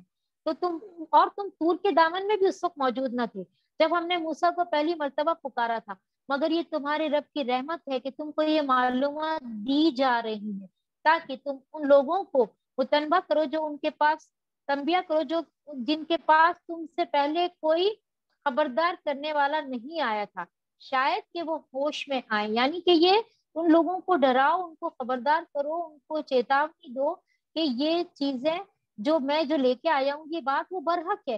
یہ جو موسیٰ علیہ السلام کے واقعے جو میں بتا رہا ہوں، میں تو اس وقت تم تو نہیں تھے نا موجود، یہ ساری جو حق کے ساتھ باتیں پہنچا رہے ہیں، تو یہ بھی ایک نبوت کی دلیل ہے. اور یہ ہم نے اس لیے کیا کہ کہیں ایسا نہ ہو کہ ان کے اپنے کیے کرتوتوں کی بدولت کوئی مصیبت جب ان پر آئے تو وہ کہیں اے پروردگار تو نے کیوں نہ ہماری طرف کوئی رسول بھیجا کہ ہم تیری آیات کی پیروی کرتے اور اہل ایمان میں سے ہوتے. یعنی کہ اہل مکہ جو مشرکین آج جھٹلا رہے ہیں، تو پھر بعد میں یہ قیامت کے لیے کہتے ہیں کہ اللہ ان لوگوں کے پاس تو ہدایت آئی تھی، موسیٰ علیہ السلام آئے تھے نشانیاں لے کر، انہوں نے جھٹلا دیا تو وہ برباد ہوئے، ہمارے پاس تو کوئی آیا بھی نہیں تھا. مگر جب ہمارے ہاتھ سے حق ان کے پاس آ گیا تو وہ کہنے لگے، یعنی کہ اب رسول اللہ کو ہم نے بھیج دیا ہے، کیوں نہ دیا گیا اس کو وہی کچھ جو موسیٰ علیہ السلام کو دیا گیا تھا. کیا یہ لوگ اس کا انکار نہیں کر چکے ہیں جو اس سے پہلے موسیٰ علیہ السلام کو دیا گیا تھا؟ کیا تم نے اس کو مانا تھا؟ کیا تم نے تورات پر عمل کیا تھا؟ انہوں نے کہا دونوں جادو ہے. یعنی کہ قرآن اور تورات دونوں جادو ہے جو ایک دوسرے کی مدد کرتے ہیں، اور کہا ہم کسی کو بھی نہیں مانتے. تکبر دیکھیے. اے نبی صلی اللہ علیہ وسلم ان سے کہو اچھا تو لاؤ اللہ کی طرف سے کوئی کتاب جو ان دونوں سے زیادہ ہدایت بخشنے والی ہو. اگر تم سچے ہو میں اسی کی پیروی تو میں بھی اسی کی پیروی اختیار کروں گا. اب اگر وہ تمہارا یہ مطالبہ پورا نہیں کرتے تو سمجھ لو کہ دراصل یہ اپنے خواہشات کے پیروکار ہیں اور اس شخص کے سے بڑھ کر کون گمراہ ہوگا جو اللہ کی ہدایت کے بغیر بس اپنی خواہشات کی پیروی کرے. اللہ ایسے ظالموں کو ہرگز ہدایت نہیں بخشتا. یعنی کہ جو شخص اپنی خواہشات پر چلتا ہے تو اس کو پھر اللہ تعالیٰ ہدایت بھی نہیں دیتے. یعنی کہ بغیر علم، بغیر جانے بوجھے، بغیر سوچے ہوئے صرف اپنی خواہشات کے پیچھے چلنا. اور نصیحت کی بات پے در پہ ہم انہیں پہنچا چکے ہیں تاکہ وہ غفلت سے بیدار ہو. یعنی کہ ان کے لیے اللہ تعالیٰ نے یہ ساری باتیں بتا دی. ان مشرکین مکہ کو سب کچھ بتا دیا، نشانیاں بھی بتا دی، اور یہ لوگ جان بھی چکے تھے کہ یہ ساری باتیں کوئی کس سے نہیں ہے، یہ کسی سے سیکھ کر نہیں آئے ہیں. 40 سال کی زندگی آپ کی دیکھی تھی. تو کہا کہ یہ سب ان لوگوں کو ہم انہیں پہنچا چکے ہیں، یہ غفلت سے بیدار ہونا چاہے تو ہوں گے نا. جن لوگوں کو اس سے پہلے ہم نے کتاب دی تھی وہ اس قرآن پر ایمان لاتے ہیں. یعنی کہ جو اہل کتاب ہیں، جو جن کو پہلے کتاب دی اور واقعی اس کو مانتے ہیں، اور جب یہ ان کو سنایا جاتا ہے تو وہ کہتے ہیں کہ ہم اس پر ایمان لائے، یہ واقعی ہمارے رب کی طرف سے ہے، ہم تو پہلے ہی مسلم ہیں. یعنی کہ جو اہل کتاب ہے وہ جو دیکھتے تھے آپ صلی اللہ علیہ وسلم کی نشانیاں اور یہ جو ساری باتیں ہیں تو وہ کہتے تھے کہ یا اللہ یہ تو واقعی حق ہے، یہ تو ہم، یہی تو نبی ہے، برحق ہے.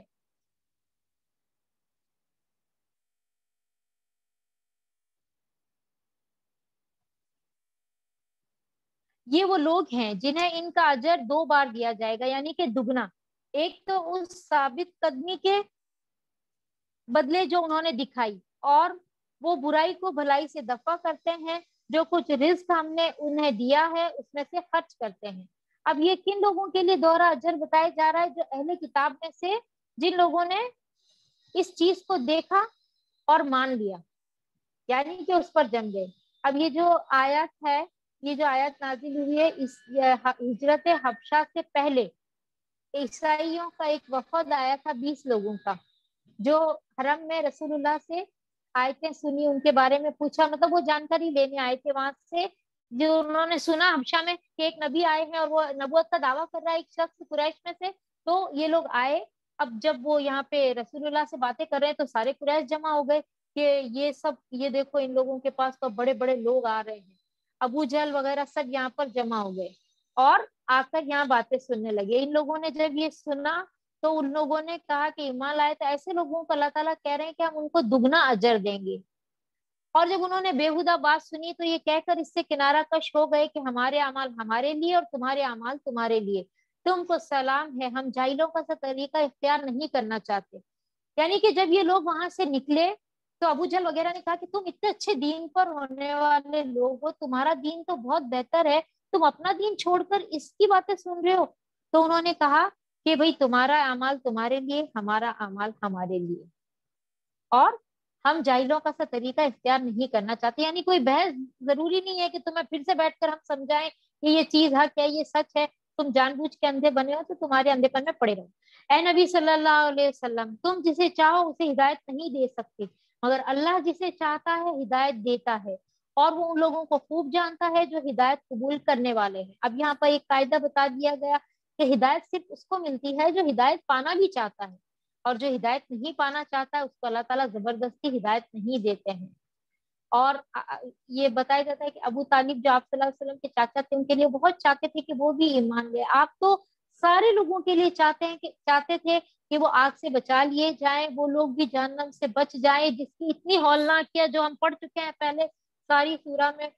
تو کہا، اور یہ آپ دعائیں کرتے تھے، تو کہا کہ تم ان لوگوں کے لیے، کہا نا کہ تم مشرکین کے لیے 70 بار بھی دعا کرو، کتنی بھی بار ان کے لیے کرو تو ہم نہیں مانیں گے.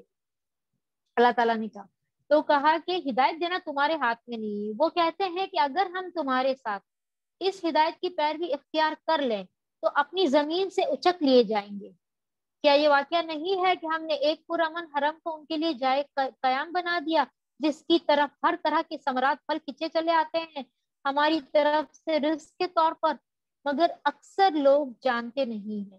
تو یہ جو مشرکین تھے ایک اور اسلام قبول نہ کرنے کے لیے ایک اور بہانہ یہ بناتے تھے کہ اگر ہم نے یہ تمہارا یہ دین قبول کر لیا تو پھر ہمارا کیا ہوگا، مطلب کہ ہم تو یہاں زمین پہ سے اچک لیے جائیں گے. ابھی تو ہم یہاں کے وہ بنے ہوئے ہیں نا سارے چودھری، ہم سارے یہاں پہ سارا کنٹرول ہمارے ہاتھ میں. تو اللہ تعالیٰ نے بتایا کہ یہ حرم جو ساری طرف لوٹ مار ہو رہی ہے عرب میں، سب طرف خون ریزیاں ہو رہی ہے، لیکن اس وقت بھی حرم وہ جگہ تھی جہاں پہ امن تھا. اور ان لوگوں کو یہ سارے جو ملے ہوئے تھے پریویلیجز، یہ اسی وجہ سے تھے کہ یہ حرم کے متولی تھے. تو کہا یہ تو تمہیں اللہ ہی نے دیا ہے نا، اور کتنی ہی تم یہ سمجھ رہے ہو کہ جو تم کو ملا ہے یہ ختم نہیں ہونا ہے. کتنی ہی بستیاں ہم تباہ کر چکے ہیں جن کے لوگ اپنی معیشت پر اترا گئے تھے. تو دیکھ لو وہ ان کے مسکن پڑے ہوئے ہیں جن میں ان کے بعد کم ہی کوئی بسا ہے. آخر کار ہم ہی وارث ہو کر رہے. یعنی کہ جو تم اس خوشحالی پر، یہ جو تم کو مل چکا ہے، تم سوچ رہے ہو کہ یہ کہیں ہم سے کھو نہ جائے، تم اس پر جو اترا رہے ہو، تو تم سے پہلے بھی بہت ساری بستیاں، بہت سارے لوگ جو تھے وہ ہم نے ہلاک کر دیے ہیں. اور تیرا رب بستیوں کو ہلاک کرنے والا نہ تھا جب تک کہ ان کے مرکز میں ایک رسول نہ بھیج دیتا جو ان کو ہماری آیات سناتا. اور ہم بستیوں کو ہلاک کرنے والے نہ تھے جب تک کہ ان کے رہنے والے ظالم نہ ہو جاتے. یعنی کہ بتا دیا اللہ تعالیٰ کے قاعدہ کہ ہر جو ایک مرکزی بستی ہوتی ہے اس میں ہم ایک رسول بھیج دیتے ہیں، وہ سب آیت بتا دیتے ہیں، اور جب لوگ سمجھنے کے بعد انکار کر دیتے ہیں تو اللہ تعالیٰ اس کے بعد ان کو ان کے ظلم کی وجہ سے ہلاک کر دیتے ہیں. تم لوگوں کو جو کچھ بھی دیا گیا ہے وہ محض دنیا کی زندگی کا سامان اور اس کی زینت ہے، اور جو کچھ اللہ کے پاس ہے وہ اس سے بہتر اور باقی تر ہے. کیا تم لوگ عقل سے کام نہیں لیتے ہو؟ یعنی کہ اگر دنیا کتنی بھی مل گئی، چاہے فرعون جتنی، چاہے قارون جتنی، جتنی بھی تمہیں عاد اور سمود جتنی طاقت مل گئی، تو آخر انجام کیا ہوا؟ وہی نا، دنیا کی زندگی میں انہوں نے کتنا فائدہ اٹھایا، 100 سال، 1000 سال، لیکن آخر ان کا انجام کیا ہوا؟ اور ان کو تو بھی بہت زیادہ دیا گیا تھا، لیکن آخر فطرت کی جو زندگی ہے وہ ہمیشہ باقی رہنے والی ہے اور وہی سب سے بہتر ہے. عقل سے کام کیوں نہیں لیتے ہو تم لوگ؟ بھلا وہ شخص جس سے ہم نے اچھا وعدہ کیا ہو اور وہ اسے پانے والا بھی ہو، کبھی اس شخص کی طرح ہو سکتا ہے جسے ہم نے صرف حیات دنیا کا سر و سامان دیا ہو اور پھر وہ قیامت کے روز سزا کے لیے پیش کیا جانے والا ہو؟ یعنی کہ جو ایک شخص سے اللہ تعالیٰ نے وعدہ کیا ہے کہ تم بھلائی کرو، تمہارے لیے جنت ہے، تم نیکیاں کرو، تم یہ کرو صرف تو تمہارے لیے یہ ہے. بہت چھوٹا سا کام بتایا گیا ہے، بہت چھوٹے چھوٹے نیکیاں ہیں. اور ایک شخص ہے جس سے اللہ تعالیٰ نے سب کچھ دیا اور وہ صرف دنیا میں ہی الجھ کر رہ گیا ہے. تو ان دونوں کا جو معاملات ہوگا وہ ایک جیسا نہیں ہو سکتا ہے. اور بھول نہ جائیں یہ لوگ اس دن کو جب کہ وہ ان کو پکارے گا اور پوچھے گا کہاں ہے وہ میرے شریک جن کا تم گمان رکھتے تھے. یعنی کہ وہ جن کو تم اپنے لیے مانتے تھے کہ یہ سب کچھ یہ کر سکتے ہیں ہماری مشکل میں مدد، یہ ہمارے مشکل کشا ہیں، یہ ہمارے اولیاء ہیں. تو یہ جو سارے ہیں وہ سب کہاں ہیں؟ یہ قول ان پر چسپا ہوگا، وہ کہیں گے اے ہمارے رب، بے شک یہی لوگ ہیں جن کو ہم نے گمراہ کیا تھا. یعنی کہ انہیں ہم نے اسی طرح گمراہ کیا جیسے ہم خود گمراہ ہوئے. ہم آپ کے سامنے برات کا اظہار کرتے ہیں، یہ ہماری تو بندگی نہیں کرتے تھے. اب ان سے تو کہا جائے گا کہ تمہارے معبودوں کو پکارو جن کو تم عبادت کرتے تھے. اس سے پہلے یہ شریک خود ہی بول دیں گے کہ ہم نے نہیں کہا تھا ان کو، ہم تو خود ہی گمراہ ہوئے پڑے تھے اور یہ تو ہماری بندگی نہیں کرتے تھے. یعنی ایک دوسرے سے جھگڑا شروع ہو جائے گا. پھر ان سے کہا جائے گا کہ پکارو وہ اپنے ٹھہرائے ہوئے شریکوں کو. یہ انہیں پکاریں گے مگر ان کو کوئی جواب نہ دیں گے اور یہ لوگ عذاب دیکھ لیں گے. کاش یہ ہدایت اختیار کرنے والے ہوں گے. جیسے کہ ان لوگوں کا کبھی ان کو آپس میں جھگڑا بتایا جائے گا اور کبھی یہ بتایا جائے گا کہ یہ بہت لمبا دن ہے، 50,000 سال کا. تو یہ لوگ بہت اس وقت کتنے مطلب جو حال ہوگا اللہ محفوظ میں. اور فراموش نہ کریں یہ لوگ وہ دن جب کہ وہ ان کو پکارے گا اور پوچھے گا کہ جو رسول بھیجے گئے تھے انہیں تم نے کیا جواب دیا تھا. اس وقت کوئی جواب ان کو نہ سوجے گا اور نہ یہ آپس میں ایک دوسرے سے پوچھ ہی سکیں گے. ابھی تو میٹنگیں کر رہے ہیں کہ یہ کر لیں، ان کو یہ کہہ دیں، ان کو جھوٹا کہہ دیں، کاہن کہہ دیں، جادوگر کہہ دیں. لیکن اس وقت تو یہ آپس میں بات بھی نہیں کر سکیں گے اور کچھ بھی نہ کر سکیں گے. البتہ جس نے آج توبہ کر لی اور ایمان لے آیا اور نیک عمل کیے، یعنی کہ ایمان کے ساتھ عمل صالح ضروری ہے، تو وہ یہ توقع کر سکتا ہے کہ وہاں فلاح پانے والوں میں سے ہوگا. وہ یہ امید کر سکتا ہے. تیرا رب پیدا کرتا ہے جو کچھ چاہتا ہے اور وہ خود ہی اپنے کام کے لیے جسے چاہتا ہے منتخب کر لیتا ہے. یہ انتخاب ان لوگوں کے کرنے کا کام نہیں ہے اللہ پاک ہے اور بہت بالا و برتر ہے اس شرک سے جو یہ لوگ کرتے ہیں۔ اگر اللہ تعالیٰ نے کسی کو کوئی صلاحیت دی ہے، کسی کام کے لیے چنا ہے، تو یہ اللہ کا چناؤ ہے، اللہ کا فیصلہ ہے، اللہ کا اختیار ہے، اس میں کوئی شریک نہیں ہے۔ تیرا رب جانتا ہے جو کچھ یہ دلوں میں چھپائے ہوئے ہیں اور جو کچھ یہ ظاہر کرتے ہیں۔ اگر کوئی کسی کی کرامات یا کچھ دیکھ بھی لے، اگر کوئی کرشمہ، تو وہ اللہ کا عطا کیا ہوا ہے، پھر اس کو الہ نہیں بنانا ہے۔ وہی ایک اللہ ہے جس کے سوا کوئی عبادت کا مستحق نہیں ہے، اسی کے لیے حمد ہے دنیا میں بھی اور آخرت میں بھی، فرمان روائی اسی کی ہے اور اسی کی طرف تم سب پلٹائے جانے والے ہو۔ اے نبی صلی اللہ علیہ وسلم، ان سے کہو کبھی تم لوگوں نے غور کیا ہے کہ اللہ قیامت تک تم پر ہمیشہ کے لیے رات طاری کر دے؟ تو اللہ کے سوائے وہ کون سا معبود ہے جو تمہیں روشنی لا دے؟ کیا تم سنتے نہیں ہو؟ ان سے پوچھو کبھی تم نے سوچا ہے کہ اگر اللہ قیامت تک تم پر ہمیشہ کے لیے دن طاری کر دے تو اللہ کے سوائے وہ کون سا معبود ہے جو تمہیں رات لا دے تاکہ تم اس میں سکون حاصل کر سکو؟ کیا تم کو سوچتا نہیں ہے؟ یہ اسی کی رحمت ہے کہ اس نے تمہارے لیے رات اور دن بنائے تاکہ تم رات میں سکون حاصل کرو اور دن کو اپنے رب کا فضل تلاش کرو، شاید کہ تم شکر گزار بنو۔ ہر وقت شکر کرنا ہے اللہ کی ہر نعمت پر۔ یاد رکھیں یہ لوگ وہ دن جب کہ انہیں پکارے گا اور پوچھے گا کہاں ہے وہ میرے شریک جن کا تم گمان رکھتے تھے، اور ہم ہر امت میں سے ایک گواہ نکال لائیں گے، پھر کہیں گے کہ لاؤ اب اپنی دلیل۔ اس وقت انہیں معلوم ہو جائے گا کہ حق اللہ کی طرف سے ہے اور گم ہو جائیں گے ان کے وہ سارے جھوٹ جو انہوں نے گھڑ رکھے تھے۔ لیکن اس وقت ان کا جو یہ حق پر یقین کرنا اور ایمان لانا کوئی فائدہ نہیں دے گا۔ یہ جو ہم نے ابھی دیکھا تھا، یہ نشانیاں دیکھنے کے بعد ان کا ایمان لانا کوئی فائدہ بھی نہیں دے گا۔ یہ ایک واقعہ ہے کہ قارون موسیٰ علیہ السلام کی قوم کا ایک شخص تھا، پھر وہ اپنی قوم کے خلاف سرکش ہو گیا، اور ہم نے اس کو اتنے خزانے دے رکھے تھے کہ ان کی کنجیاں طاقتور آدمیوں کی ایک جماعت مشکل سے اٹھا سکتی تھی۔ یعنی کہ اتنا خزانہ تھا کہ خزانہ تو چھوڑیے، ان خزانوں کی جو چابیاں تھی وہ بھی ایک طاقتور جماعت جو تھی وہ مشکل سے اٹھا سکتی تھی۔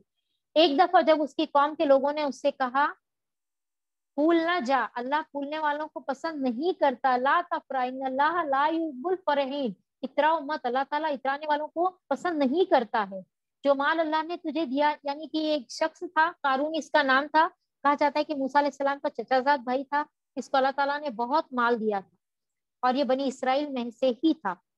تو اس کے لوگوں نے کہا کہ جو مال اللہ نے تجھے دیا ہے اس سے آخرت کا گھر بنانے کی فکر کر اور دنیا میں بھی اپنا حصہ فراموش نہ کر، احسان کر جس طرح اللہ نے تیرے ساتھ احسان کیا ہے، اور زمین میں فساد برپا کرنے کی کوشش نہ کر، اللہ مفسدوں کو پسند نہیں کرتا ہے۔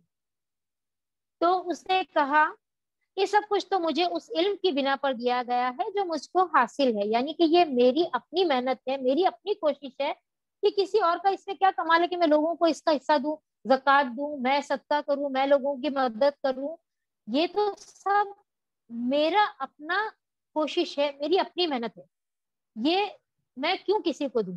کیا اس کو یہ علم نہ تھا کہ اللہ اس سے پہلے بہت سے ایسے لوگوں کو ہلاک کر چکا ہے جو اس سے زیادہ قوت اور جمعیت رکھتے تھے؟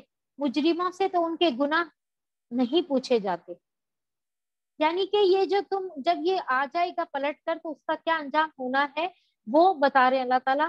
اب اس کا واقعہ بتا رہے ہیں۔ ایک روز وہ اپنی قوم کے ساتھ اپنے پورے ٹھاٹ باٹ سے نکلا، جو لوگ حیات دنیا کے طالب تھے وہ اسے دیکھ کر کہنے لگے کاش ہمیں بھی وہی کچھ ملتا جو قارون کو دیا گیا ہے، یہ تو بڑا نصیب والا ہے۔ یعنی کہ انسانی فطرت ہوتی ہے نا کہ جو بھی چیزیں کسی کو ملی ہے، جو بھی زیادہ اچھا مال، دولت، اولاد، کوئی بھی قسم کی فراوانی، تو اس کی تمنا ہوتی ہے نا کہ کاش یہ کچھ ہمیں بھی دیا جائے۔ تو کاش تو ویسے ہی منع کیا گیا ہے، فضل اللہ سے مانگو، تو کہا یہ تو بڑا نصیب والا ہے۔ مگر جو لوگ علم رکھنے والے تھے وہ کہنے لگے افسوس تمہارے حال پر، اللہ کا ثواب بہتر ہے اس شخص کے لیے جو ایمان لائے اور نیک عمل کرے، اور یہ دولت نہیں ملتی مگر صبر کرنے والوں کو۔ یعنی کہ جو لوگ علم رکھتے ہیں، جو لوگ جانتے ہیں کہ حقیقت کی زندگی کیا ہے اور حقیقت میں کن لوگوں کو جو اجر ملنے والا ہے وہ ہے، تو انہوں نے کہا کہ یہ تمہارے حال پر افسوس ہے، جو اللہ کے پاس ہے وہ بہترین ہے۔ اور یہ کون لوگ تھے جو دنیا کی رونقوں پر صبر کیے ہوئے تھے، اس سے رکے ہوئے تھے؟ آخر کار ہم نے اسے اور اس کے گھر کو زمین میں دھسا دیا، پھر کوئی اس کے حامیوں کو گروہ نہ تھا جو اللہ کے مقابلے میں اس کی مدد کو آتا، اور نہ وہ خود اپنی مدد آپ کر سکا۔ بتایا جاتا ہے کہ یہ لوگ، یہ جو قارون تھا، یہ بہت تیار ہو کر، بہت سج دھج کر اپنی سواری کے ساتھ نکلا قوم پر اپنے مال کی نمائش کے لیے، تو اللہ تعالیٰ نے زمین کے اس خطے کو جس پر اس کا سارا مال دولت اور یہ تھا، زمین کو دھسا دیا، مطلب اس کو پورا زمین میں ہی ڈال دیا، جتنا اترا کر وہ زمین پر چل رہا تھا۔ اللہ تعالیٰ کو بالکل پسند نہیں ہے فخر، اس کو کیا تھا، بہت بڑا بن کر رہنے کی خواہش تھی، اور ایک وہ کیا تھا، زمین میں فساد، یعنی کہ لوگوں کے لیے وہ ایک فساد کا باعث بنا ہوا تھا۔ اور اب وہی لوگ جو کل تک اس کی منزلت کی تمنا کر رہے تھے، کہنے لگے افسوس، ہم بھول گئے تھے کہ اللہ اپنے بندوں میں سے جس کا رزق چاہتا ہے کشادہ کرتا ہے، اور جسے چاہتا ہے نفع تلا دیتا ہے۔ یعنی کہ جو لوگ کل تک کہہ رہے تھے کہ ہمیں بھی ملتا، ہمیں بھی ملتا، تو وہ کہتے کہ ہم تو بھول ہی گئے تھے کہ رزق تو اللہ کا معاملہ ہے، وہ جسے چاہتا ہے دے دے، وہ جسے چاہتا ہے چھین لے۔ اگر اللہ نے ہم پر احسان نہ کیا ہوتا تو ہمیں بھی زمین میں دھسا دیتا، یعنی کہ ہم نے بھی تمنا کی تھی کہ ہمیں بھی مال ملے، اگر ہم بھی فخر کرتے تو ہمارا بھی وہی انجام ہوتا ہے، کیونکہ اللہ، انسان اسی کے ساتھ ہوتا ہے نا جس سے وہ محبت کرتا ہے، جس کی چاہت کرتا ہے۔ تو اللہ نے اگر ہم پر احسان نہ کیا ہوتا تو ہمیں بھی زمین میں دھسا دیتا۔ افسوس ہم کو یاد نہ رہا کہ کافر فلاح نہیں پایا کرتے۔ وہ آخرت کا گھر تو ہم ان لوگوں کے لیے مخصوص کر دیں گے جو زمین میں اپنی بڑائی نہیں چاہتے اور نہ فساد کرنا چاہتے ہیں۔ یعنی کہ آخرت کا گھر کن لوگوں کے لیے ہے؟ جو زمین میں بڑائی نہ چاہے، اپنے لیے تکبر نہ کرے اور فساد نہ پھیلائے، اور انجام کی بھلائی متقین ہی کے لیے ہے۔ جو کوئی بھلائی لے کر آئے گا اس کے لیے اس سے بہتر بھلائی ہے، اور جو برائی لے کر آئے گا تو برائیاں کرنے والوں کو ویسا ہی بدلہ کرے گا جیسے عمل وہ کرتے تھے۔ یعنی کہ بھلائی کا بدلہ تو کئی گنا کر کے دیا جائے گا، برائی کا بدلہ اتنا ہی ہے جتنی اس نے برائی کی ہے۔ اے نبی صلی اللہ علیہ وسلم، یقین جانو کہ جس نے یہ قرآن تم پر فرض کیا ہے وہ تمہیں ایک بہترین انجام کو پہنچانے والا ہے۔ ان لوگوں سے کہہ دو کہ میرا رب خوب جانتا ہے کہ ہدایت لے کر کون آیا ہے اور کھلی گمراہی میں کون مبتلا ہے۔ تم اس بات کے ہرگز امیدوار نہ تھے کہ تم پر کتاب نازل کی جائے، یہ تو محض تمہارے رب کی مہربانی سے تم پر نازل ہوئی ہے، بس تم کافروں کے مددگار نہ بنو۔ یعنی کہ آپ صلی اللہ علیہ وسلم کوئی انتظار تھوڑی کر رہے تھے غار ہرا میں جا کر، کوئی مراقبے کر رہے تھے یا کوئی تپسیا کہ مجھے نبوت مل جائے۔ اگر ایسا ہوتا تو وہ تھوڑی کانپتے ڈرتے ہوئے آتے کہ میرے ساتھ پتہ نہیں کیا معاملہ ہو گیا، میں تو مرنے ہی والا ہوں، میرے ساتھ کوئی ہلاکت کا معاملہ ہو گیا۔ تو خدیجہ رضی اللہ نے آپ کو تسلی دی تھی۔ تو یہ کوئی ایسا نہیں تھا کہ کوئی انتظار کر رہے تھے یا کوئی اس کے لیے کوشش کرتے۔ موسیٰ علیہ السلام نے بھی یہ نہیں کیا تھا، وہ تو انگیرا لینے گئے تھے اور وہاں نبوت مل گئی۔ اللہ تعالیٰ اسی طرح دیتے ہیں، کسی کو اگر اللہ تعالیٰ کو نبی بنانا ہوتا ہے تو کوئی بہت کسی مشن پر لگانا ہوتا ہے تو کوئی بہت زیادہ چرچا یا پہلے سے کچھ نہیں ہوتا ہے، ورنہ یہ مکہ والے کہتے ہیں نا، ہاں یہ تو کوشش کر رہے تھے، آج ان کی کوشش کامیاب بھی ہو گئی، دیکھو ان کو نبوت بھی مل گئی۔ تو کہا کہ یہ تم نہیں جانتے تھے، تم نہیں چاہتے تھے، اور ایسا کبھی نہ ہونے پائے کہ اللہ کی آیات جب تم پر نازل ہوں تو کفار تمہیں ان سے باز رکھیں۔ اپنے رب کی طرف دعوت دو اور ہرگز مشرکوں میں سے شامل نہ ہونا۔ آپ صلی اللہ علیہ وسلم سے کیا کہا جا رہا ہے، اور یہ ہمارے لیے بھی نصیحت ہے کہ جب بھی کوئی بھی اللہ کی بات پہنچے تو اس کی دعوت دو، اللہ اپنے رب کی طرف بلاؤ، اور شرک مشرکوں میں شامل نہ ہو، کیونکہ جو گناہ ہے چاہے کتنا بھی بڑا گناہ ہے، قتل ہے، چوری ہے، سب کچھ معاف ہو جائے گا، شرک کبھی بھی معاف نہیں ہوگا۔ اور اللہ کے ساتھ کسی دوسرے معبود کو نہ پکارو، اس کے سوائے کوئی معبود نہیں ہے، ہر چیز ہلاک ہونے والی ہے سوائے اس کی ذات کے، فرمان روائی اسی کی ہے اور اسی کی طرف تم سب پلٹائے جانے والے ہو۔ یعنی کہ کوئی بھی جو چیز ہے، سب کچھ، ہر ایک چیز، کل من علیہا فان، پڑھتے نا، وَيَبْقَى وَجْهُ رَبِّكَ ذُو الْجَلَالِ وَالْإِكْرَامِ، صرف باقی کیا رہے گا؟ اللہ کی ذات۔ اب ہم انشاءاللہ نئی سورہ شروع کر رہے ہیں، سورہ العنکبوت۔ عنکبوت مکڑی کو کہتے ہیں، یہ بھی مکی سورہ ہے، یہ بھی ہجرت حبشہ سے کچھ پہلے نازل ہوئی ہے۔ اس وقت مسلمان خوب ستائے جا رہے تھے، کفار کی جو، مشرکین کی جو مخالفت تھی وہ زوروں پر تھی، ایمان لانے والوں پر سخت ظلم اور ستم کیے جا رہے تھے۔ اس وقت اللہ تعالیٰ نے جو لوگ کمزور ایمان والے تھے ان کی تسلی کے لیے، ان کو حوصلہ دلانے کے لیے، اور جو ایمان कमजोर ईमान वाले थे उनको शर्म दिलाने के लिए, और जो सच्चे ईमान वाले थे उनको मजबूत करने के लिए अल्लाह ताला ने ये आयत नाजिल फरमाई कि, और फिर इसमें ये भी एक है कि मुसलमानों को हिदायत दी गई कि अगर जुल्म और सितम और ये जो इनकी जो तुम लोगों को ये जो सता रहे हैं, ये सब अगर नाकाबिले बर्दाश्त हो जाए, ये हद से बढ़ जाए, तो क्या करना है? हिजरत कर लो। तो ये जो आयत है, ये जो सूरा है, अब हम पढ़ेंगे इंशाल्लाह। शुरू अल्लाह के नाम से जो निहायत मेहरबान निहायत रहम करने वाला है। सूरह अल अनकबूत, अलीफ लाम मीम, ये हर्फ मुक़त्तात है, इसके बारे में हम पहले ही पढ़ चुके हैं। क्या लोगों ने ये समझ रखा है कि वो बस इतना कहने पर छोड़ दिए जाएंगे कि हम ईमान लाए और उनको आजमाया न जाएगा? ये हम पहले भी सूरह अल बकरा में भी ये पढ़ चुके हैं कि लोगों ने अगर कहा कि हम ईमान लाए तो इन्हें जन्नत नहीं दे दी जाएगी, उन्हें आजमाया जाएगा भूख से, खौफ से, हर चीज से। बुखारी की एक हदीस है, खब्बाब बिन अरब कहते हैं कि रसूलुल्लाह सल्लल्लाहु अलैहि वसल्लम काबा की दीवार पर टेक लगाए हुए बैठे थे, और मैं आपके पास आया और मैंने कहा कि या रसूलुल्लाह, हम पर इतने जुल्म हो रहे हैं, इतने सितम हो रहे हैं, आप अल्लाह ताला से हमारे लिए दुआ क्यों नहीं फरमाते?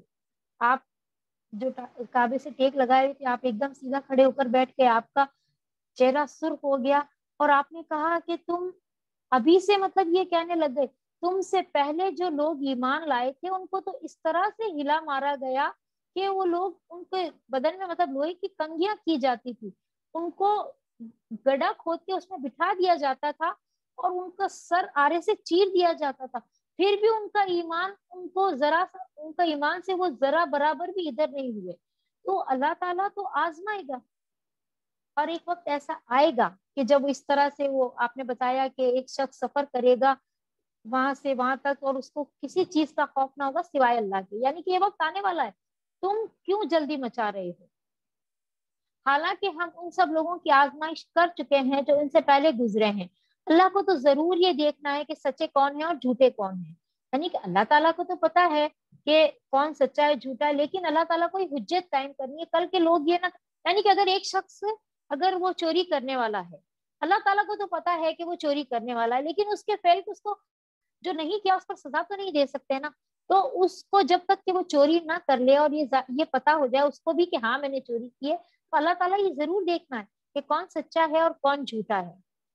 और क्या वो लोग जो बुरी हरकतें कर रहे हैं ये समझ बैठे हैं कि वो हमसे बाजी ले जाएंगे? बड़ा गलत हुक्म है जो वो लगा रहे हैं। जो कोई अल्लाह से मिलने की तवक्को रखता है उसे मालूम होना चाहिए कि अल्लाह का मुकर्रर किया हुआ वक्त आने ही वाला है, और अल्लाह सब कुछ सुनता और सब कुछ जानता है। यानी कि ये जो दुनिया की जिंदगी है ये बहुत लंबी नहीं है, ये गफलत में पड़े रहने के लिए नहीं है, ये अमल की जिंदगी है, अमल करने के लिए दी है। ये बहुत थोड़ी सी जिंदगी है। दुनिया की जिंदगी कितनी है, जैसे समंदर में एक सुई डुबा कर निकाले, उसके नोक पर कितना पानी आ जाता है, बस ये उतनी ही हमारी जिंदगी है। और उसके बाद जो आखिरत की जिंदगी है वो बहुत लंबी जिंदगी है। और ये जो आजमाइशें हैं, वो जब ईमान लाओगे तो आजमाइशें तो आनी ही है, हर एक पर आएगी। जो भी ईमान लाता है उसको आजमाया तो जरूर जाता है। हर इंसान पर आजमाइश उसके दीन के मुताबिक आती है। साद रजी अल्लाह कहते हैं कि एक मर्तबा मैंने अर्ज किया, ए अल्लाह के रसूल सल्लल्लाहु अलैहि वसल्लम, सबसे ज्यादा सख्त आजमाइश किन लोगों पर आती है? आपने फरमाया अंबिया पर, फिर सालेहीन पर, फिर दर्जा ब दर्जा आम लोगों पर। इंसान पर आजमाइश उसके दीन के एतबार से आती है। अगर दीन में पुख्तगी हो तो उसके आजमाइश में मजीद इजाफा कर दिया जाता है, अल्लाह हो गया, और अगर दीन की कमजोरी हो तो उसमें तखफीफ कर दी जाती है। नबी सल्लल्लाहु अलैहि वसल्लम ने फरमाया, मोमिन मर्द और औरत पर जिस्मानी या माली या औलाद की तरफ से मुस्तकिल परेशानियां आती रहती है, यहाँ तक कि जब वो अल्लाह से मिलता है तो उसका एक गुनाह भी बाकी नहीं रहता। यानी ये जो तकलीफें आती है, जो मुसीबतें आती है, ये सब क्या है? ये मोमिन से उसके गुनाहों को झाड़ देती है। जो शख्स भी मुजाहिदा करेगा वो अपने ही भले के लिए करेगा। अल्लाह यकीनन दुनिया जहान वालों से बेनियाज है। यानी कि जो जद्दोजहद करेगा, कोशिश करे, जो भी दुनिया की जिंदगी में इंसान कोशिश कर रहा है, कुछ भी अमल कर रहा है, तो ये सब क्या है? یہ اپنے بھلے کے لیے کر رہا ہے، اور جو کچھ بھی وہ کمائے گا اس کا اس کو بدلہ بھی ملے گا. اور جو لوگ ایمان لائیں گے اور نیک عمل کریں گے ان کی برائیاں ہم ان سے دور کر دیں گے اور انہیں ان کے بہترین اعمال کی سزا دیں گے. یعنی کہ جو عمل کر رہا ہے، نیک عمل کر رہا ہے، اس کو اللہ تعالیٰ اس کا عمل کا بہت گنا بڑھا کر ثواب دیں گے. اور جو لوگ ایمان والے ہیں اور اگر وہ ایمان لا کر عمل کر رہے ہیں اور کوششیں کر رہے ہیں کہ ہم کچھ نہ کچھ کر لیں، آخرت کو سامنے رکھ کر وہ عمل کر رہے ہیں، چاہے وہ رزق کما رہے ہیں، چاہے وہ نمازیں پڑھ رہے ہیں، چاہے وہ عبادتیں کر رہے ہیں، لیکن اس کا ٹارگیٹ کیا ہے کہ مجھے آخرت کی زندگی میں بھلائیاں چاہیے. تو وہ اس چیز کو سامنے رکھ کر اگر وہ عمل کر رہے ہیں تو ان سے اللہ تعالیٰ کہہ رہے کہ ہم ان کی برائیاں بھی ان سے دور کر دیں گے. چھوٹے موٹے جو بھی گناہ ہوتے ہیں، جو بھی خطائیں ہوتی ہے، جو کمزوریاں انسانی نفس کی، وہ سب اللہ تعالیٰ اس سے دور کر دیں گے اور انہیں ان کے بہترین اعمال کی سزا دیں گے. شرط کیا ہے؟ جد و جہد، کوشش.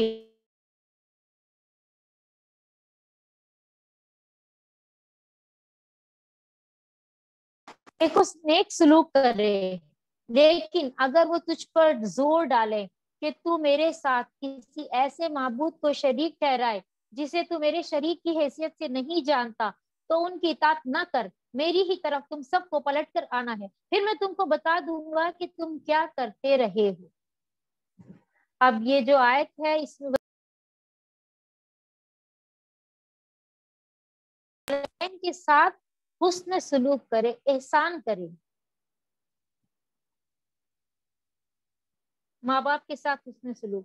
یہ جو آیت نازل ہوئی یہ مسلم کی ایک حدیث ہے، سعد بن ابی وقاص کے بارے میں نازل ہوئی. جب یہ سعد بن ابی وقاص اسلام لے کر آئے، ان کی عمر اس وقت 19 سال کی تھی.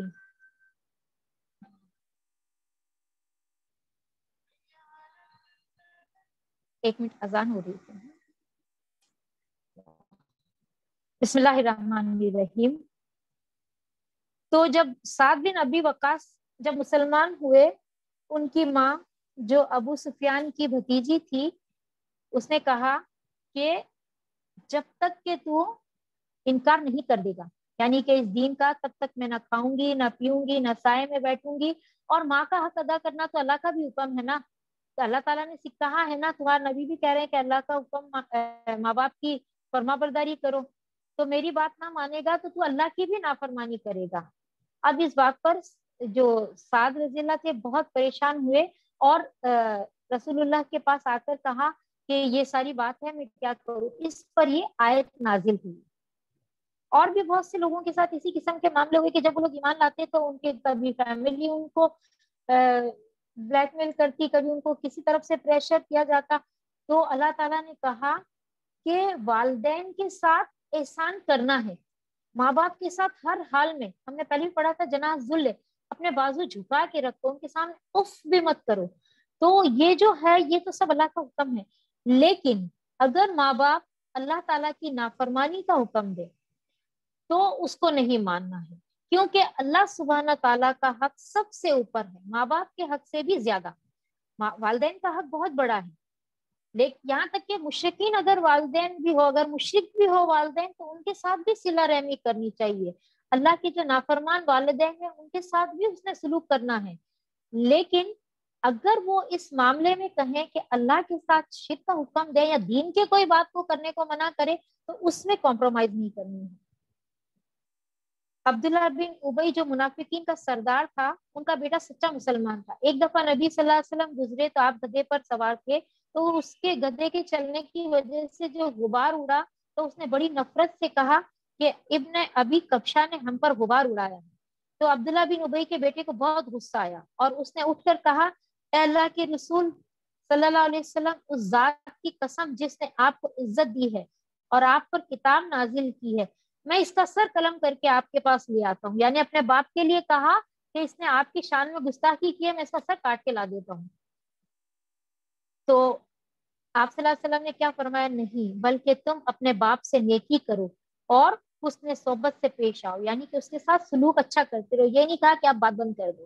یہ ہمارے دین کی تعلیم ہے. کبھی کبھی ایسا ہوتا ہے نا، کوئی لوگ مطلب دین پر آتے ہیں، جوش میں ہو جاتے ہیں، کہ ہمارے ماں باپ تو سود لیتے ہیں، ان کی کمائی تو حرام کی، اب ہم ان سے بات بھی نہیں کریں گے، اب ان کے گھر بھی نہیں جائیں گے، ہم کو ان سے کوئی تعلق نہیں رکھنا، یہ نہیں کرنا ہے۔ حسن سلوک، صلہ رحمی ہمیشہ کرنی ہے، بس اللہ کی نافرمانی نہیں کرنی ہے، اس معاملے میں ان کا کہنا نہیں ماننا ہے۔ وہ جو کچھ کر رہے ہیں وہ ان کا اپنا عمل ہے، اس کا حساب اللہ تعالیٰ کر لیں گے، لیکن آپ کو جو کہا گیا ہے بس اس کے، کیونکہ ہم سے صرف ہمارے اعمال کے بارے میں پوچھا جائے گا نا، اور وہ لوگ جو ایمان لائے ہوں گے اور جنہوں نے نیک اعمال کیے ہوں گے، ہم ان کو ضرور صالحین میں داخل کریں گے۔ لوگوں میں سے کوئی ایسا ہے جو کہتا ہے کہ ہم ایمان لائے اللہ پر، مگر جب وہ اللہ کے معاملے میں ستایا گیا تو اس نے لوگوں کی ڈالی ہوئی آزمائش کو اللہ کے عذاب کی طرح سمجھ لیا۔ اب اگر تیرے رب کی طرف سے فتح اور نصرت آ گئی تو یہی شخص کہے گا ہم تو تمہارے ساتھ تھے۔ کیا دنیا والوں کے دلوں کا حال اللہ کو بخوبی معلوم نہیں ہے؟ اب یہ کمزور ایمان والوں کے، جن کے دلوں میں کمزوری تھی، یہ بتایا جا رہا ہے کہ پہلے تو کہتے تھے کہ اللہ پر ایمان لائے، لیکن جب اگر ان پر کوئی آزمائش آتی ہے، اللہ تعالیٰ ان کو آزماتا ہے کیا یہ بندہ جنت کے لائق ہے، تو جب اس پر تھوڑی آزمائش آتی ہے تو وہ کہتا ہے کہ یہ تو عذاب آ گیا میرے اوپر، میں تو پکڑا گیا۔ تو یہ جو دل کی باتیں ہیں، ہاں، اور جب کوئی کامیابی آتی ہے تو کہتا میں تو اسلام پر ہی تھا نا، میں تو تمہارے ساتھ ہی تھا نا۔ تو کیا لوگ یہ نہیں جانتے کہ اللہ تعالیٰ تو دلوں کا حال جانتا ہے؟ لوگوں کو جو نیتوں پہ پکڑ ہوگی، دلوں کے حال جانے جائیں گے، جانچے جائیں گے، جو وہاں پر میزان رکھا جائے گا وہاں پہ سب کچھ تولا جائے گا۔ اور اللہ کو تو ضرور یہ دیکھنا ہی ہے کہ ایمان لانے والے کون ہیں اور منافق کون ہیں۔ یہ کافر لوگ ایمان لانے والوں سے کہتے ہیں کہ تم ہمارے طریقے کی پیروی کرو تو تمہاری خطاؤں کو ہم اپنے اوپر لے لیں گے، حالانکہ ان کی خطاؤں میں سے کچھ بھی وہ اپنے اوپر لینے والے نہیں ہیں، وہ قطعاً جھوٹ کہتے ہیں۔ یہ جو لوگ ایمان لا رہے تھے تو ان کے جو فیملی تھی، ان کا جو خاندان تھا، ان کے جو گھر والے تھے، وہ کہتے تھے کہ بھئی تم یہ کرو کہ یہ تم کو یہ گناہ ڈرا رہے ہیں تو تم ڈرو مت، یہ جو تمہاری ساری گناہ ہے، ساری خطائیں، یہ ہم ذمہ داری لے لیں گے کہ بھئی ہم بڑے تھے، ہم نے کہا تھا ان کو کہ یہ مت کرو، تو یہ جو سارے بوجھ ہم تمہارے اٹھا لیں گے۔ تو اللہ تعالیٰ بتا رہے ہیں کہ یہ کوئی کسی کا بوجھ اٹھانے والا نہیں ہے، ہاں ضرور وہ اپنے بوجھ بھی اٹھائیں گے اور اپنے بوجھوں کے ساتھ دوسرے بہت سے بوجھ بھی اٹھائیں گے، اور قیامت کے روز یقیناً ان سے ان کے افطرا پردازیوں کی بات پرس ہوگی جو وہ کرتے رہے تھے۔ یعنی کہ یہ صرف یہ نہیں ہے کہ تم نے کہا نہیں بھی جانے تو میں تو ایمان لاؤں، میں تو یہ کرتا ہی رہوں گا، لیکن جن لوگوں نے بھٹکایا ہے، کسی کو گمراہ کیا ہے اپنی باتوں سے، اپنے عمل سے، اپنے طریقوں سے، تو وہ اپنا تو وہ بوجھ ہی اٹھائیں گے ہی، اور ساتھ ہی دوسرے لوگوں کو جنہوں نے بھی اس کو دیکھ کر گمراہی لی، جو بھی گمراہ ہوا، وہ سب کچھ اس کے ساتھ بھی اس کے اعمال میں بھی لکھا جائے گا۔ یعنی کہ جیسے کہ ہم نے پڑھا تھا کہ جو ابن آدم تھا، ابن آدم اس نے جو قتل کیا تو اس کے قتل کا بوجھ، اور جو دوسرے قتل کر رہے ہیں ان سب کا بوجھ بھی اس کے اوپر ہوگا۔ ہم نے نوح علیہ السلام کو اس کے قوم کی طرف بھیجا اور وہ 50 کم 1000 برس ان کے درمیان رہا، آخر کار ان لوگوں کو طوفان میں آ گھیرا، اس حال میں کہ وہ ظالم تھے۔ اب یہ واپس سے بتایا جا رہا ہے، ہم نوح علیہ السلام کا پڑھ چکے ہیں کہ ان کی قوم نے آپ صلی اللہ علیہ وسلم جو تبلیغ کر رہے ہیں اور یہ جو پریشانیاں آ رہی ہے، یہ جو مصیبتیں آ رہی ہے، ابھی تو چند سال ہی ہوئے ہیں، نوح علیہ السلام کو دیکھو، آپ کے دل کو تسلی دی جا رہی ہے نا کہ 9,500 سال انہوں نے انتھک کوششیں کی، ہر حال سے لوگوں کو پکارا، لیکن وہ جو ظالم تھے وہ نہیں مانے، ان کا اتنا 1000 سال کی تبلیغ بھی ان کا کچھ بھی نہیں کر سکی، تو پھر آخر ان کا انجام کیا ہوا؟ ان کو ایک طوفان نے آ گھیرا اور وہ سب غرق کر دیے گئے۔ پھر نوح علیہ السلام کو اور کشتی والوں کو ہم نے بچا لیا اور اسے دنیا والوں کے لیے ایک نشان عبرت بنا کر رکھ دیا۔ یعنی کہ جو کشتی تھی یا جو وہ لوگ تھے ان سب کو اللہ نے بچایا اور ان سب کو دنیا کے لیے نشان عبرت بنا دیا۔ یعنی کہ جب وہ پورا پانی چڑھا اور وہ کشتی ایک بچی، ایک پہاڑ پر ٹکی، اور واپس سے جب دنیا بسی تو کافی برسوں تک وہ ایک نشان کی طرح تھی، یعنی کہ اس سے عبرت حاصل کی جائے کہ یہ کیسی اللہ کی رحمت تھی کہ وہ اللہ نے اس کو کشتی کو بنوایا بھی اپنی نگرانی میں اور نکالا۔ اور ابراہیم علیہ السلام کو بھیجا جبکہ اس نے اپنی قوم سے کہا اللہ کی بندگی کرو اور اس سے ڈرو، یہ تمہارے لیے بہتر ہے اگر تم جانو۔ تم اللہ کو چھوڑ کر جنہیں پوج رہے ہو وہ تو محض بت ہے اور تم ایک جھوٹ گھڑ رہے ہو، در حقیقت اللہ کے سوائے جن کی تم پرستش کرتے ہو وہ تمہیں کوئی رزق بھی دینے کا اختیار نہیں رکھتے۔ اللہ سے رزق مانگو اور اسی کی بندگی کرو اور اس کا شکر ادا کرو، اسی کی طرف تم پلٹائے جانے والے ہو۔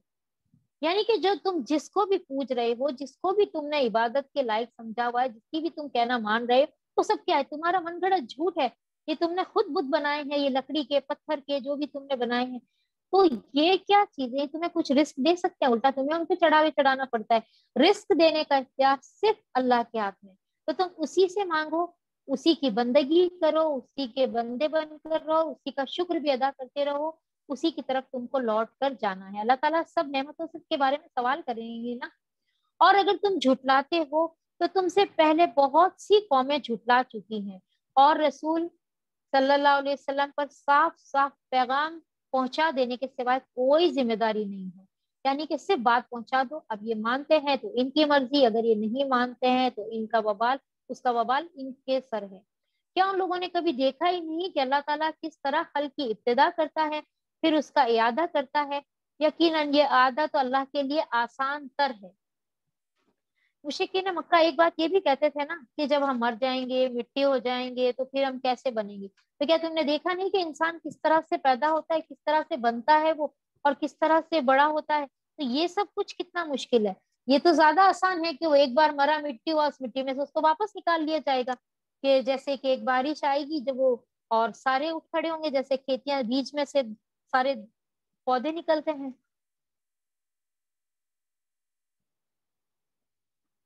ان سے کہو کہ زمین میں چلو پھرو اور دیکھو کہ اس نے کس طرح خلق کی ابتدا کی ہے، پھر اللہ بار دیگر بھی دوبارہ بھی ان کو زندگی بخشے گا۔ یقیناً اللہ ہر چیز پر قادر ہے، جسے چاہے سزا دے اور جس پر چاہے رحم فرمائے، اسی کی طرف تم پھیرے جانے والے ہو۔ تو عمل کر کے کبھی بھی یہ فخر نہیں کرنا ہے، کبھی بھی یہ نہیں سوچنا ہے کہ الحمدللہ ہم مسلمان ہیں اور ہم تو بہت نیک عمل بھی کر رہے ہیں۔ تو اللہ تعالیٰ جسے چاہے گا اسے سزا دے گا، جس پر چاہے رحم فرمائے گا۔ تو ہمیشہ اس سے مغفرت مانگو۔ تم نہ زمین میں عاجز کرنے والے ہو نہ آسمان میں، اور اللہ سے بچانے والا کوئی سرپرست اور مددگار تمہارے لیے نہیں ہے۔ یعنی کہ نہ تم زمین سے نکل سکتے ہو، اور اگر کہیں سوچتے ہو کہ ہم یہاں سے زمین سے نکل کے کسی اور پلانٹ پہ چلے جاؤ گے، تو پوری جو آسمان اور جو کچھ بھی ہے سب اللہ کا ہے، تم اس سے نکل کر کہیں نہیں جا سکتے ہو۔ جیسے کہ اور بھی مخلوق ہے نا، جن وغیرہ، سورہ رحمان میں اللہ تعالیٰ نے کیا کہا؟ یا معاشر الجن والانس ان استطعتم ان تنفذوا من اقطار السماوات والارض فانفذوا لا تنفذون، کہ جو جن اور آسمان کو کتنا بھی زور لگا لو کہ تم اس زمین اور آسمان سے نکل سکتے ہو، اس کے کناروں سے، تم نہیں بھاگ سکتے اللہ سے۔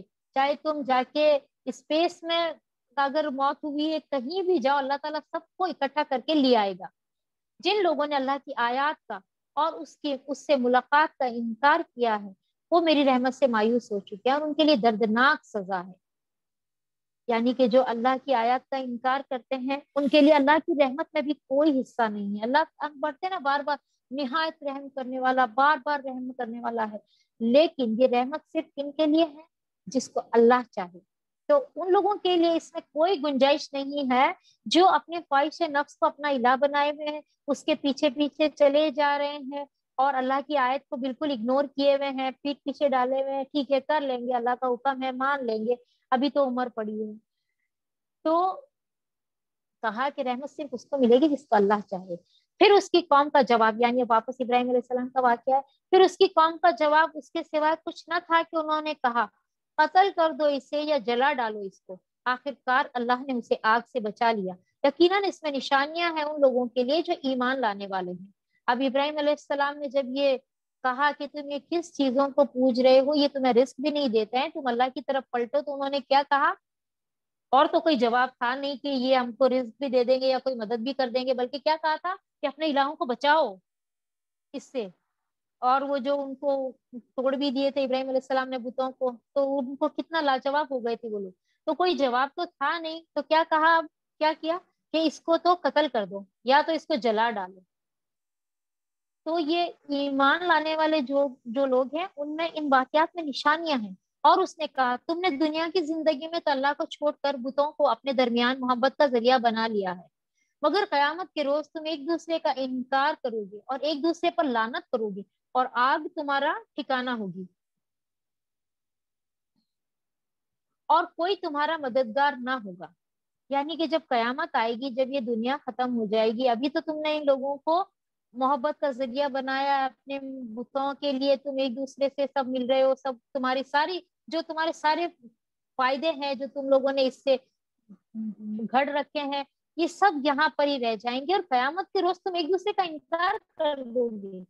یہ سارے لوگ ایک دوسرے پہ لعنتیں بھیجیں گے، کہیں گے اللہ اس کو دوہرا عذاب میں اس کو ڈبل دے، تو وہ کہیں گے کہ ان کو بھی دگنا دو، ہم تو ان کو دیکھ کے بھٹکے تھے، کس تو اللہ تعالیٰ کیا کہیں گے، سب کے لیے دگنا عذاب ہے، وہی تمہارا ٹھکانہ ہے آگ، اور وہاں تمہارا کوئی مددگار بھی نہیں ہوگا، کوئی رشتہ داری نہیں، کوئی تمہارے اولیاء ولی، کوئی بھی تمہارے جو بت ہے، کوئی پیر ہے، کوئی بھی بابا ہے، جس کو بھی تم شفاعت کا ذریعہ جو بھی رکھتے ہو، وہ سب وہاں پر ختم ہو جائیں گے۔ اس وقت لوط نے اس کو مانا، فآمن لہ لوط، اور ابراہیم نے کہا اپنے رب کی طرف ہجرت کرتا ہوں، وہ زبردست ہے اور حکیم ہے۔ یعنی کہ ان پر ابراہیم علیہ السلام پر اور کوئی بھی ایمان نہیں لایا، بلکہ جو آگ میں بھی ڈال دیا گیا، یہ سارے واقعات ہم پڑھ چکے ہیں، صرف ایک اکیلے ان کے بھتیجے تھے لوط، وہ ایمان لائے اور انہوں نے ابراہیم علیہ السلام کے ساتھ ہجرت کی، اور ہم نے اسحاق اور یعقوب جیسی اولاد عنایت فرمائی، اور اس کی نسل میں نبوت اور کتاب رکھ دی، اور اسے دنیا میں اس کا اجر عطا کیا، اور آخرت میں یقیناً صالحین میں سے ہوگا۔ یعنی ابراہیم علیہ السلام اب ہجرت کر کے وہاں سے نکل گئے، اللہ تعالیٰ نے ان کو خوشخبریاں سنا دی، ان کو تو نبی بنایا ہی تھا، ان کے بیٹے کو، ان کے پوتے کو، ان کی ساری جو نبوت اور کتاب تھی پوری ابراہیم علیہ السلام کی نسل میں رکھ دی۔ یعنی کہ جو بھی نبی آیا وہ ابراہیم علیہ السلام کی نسل سے ہی آیا۔ اور ہم نے لوط کو بھیجا جبکہ اس نے اپنی قوم سے کہا تم تو وہ فحش کام کرتے ہو جو تم سے پہلے دنیا والوں میں کسی نے نہیں کیا۔ یعنی کہ جو ان کے اندر ان کی قوم میں جو برائی تھی، ہم جنس پرست تھی، وہ پورے عالم میں کسی نے نہیں کی جو تم کرتے ہو یہ برائیاں، اور تمہارا یہ حال ہے کہ مردوں کے پاس جاتے ہیں اور رہزنی کرتے ہیں اور اپنی مجلسوں میں برے کام کرتے ہو۔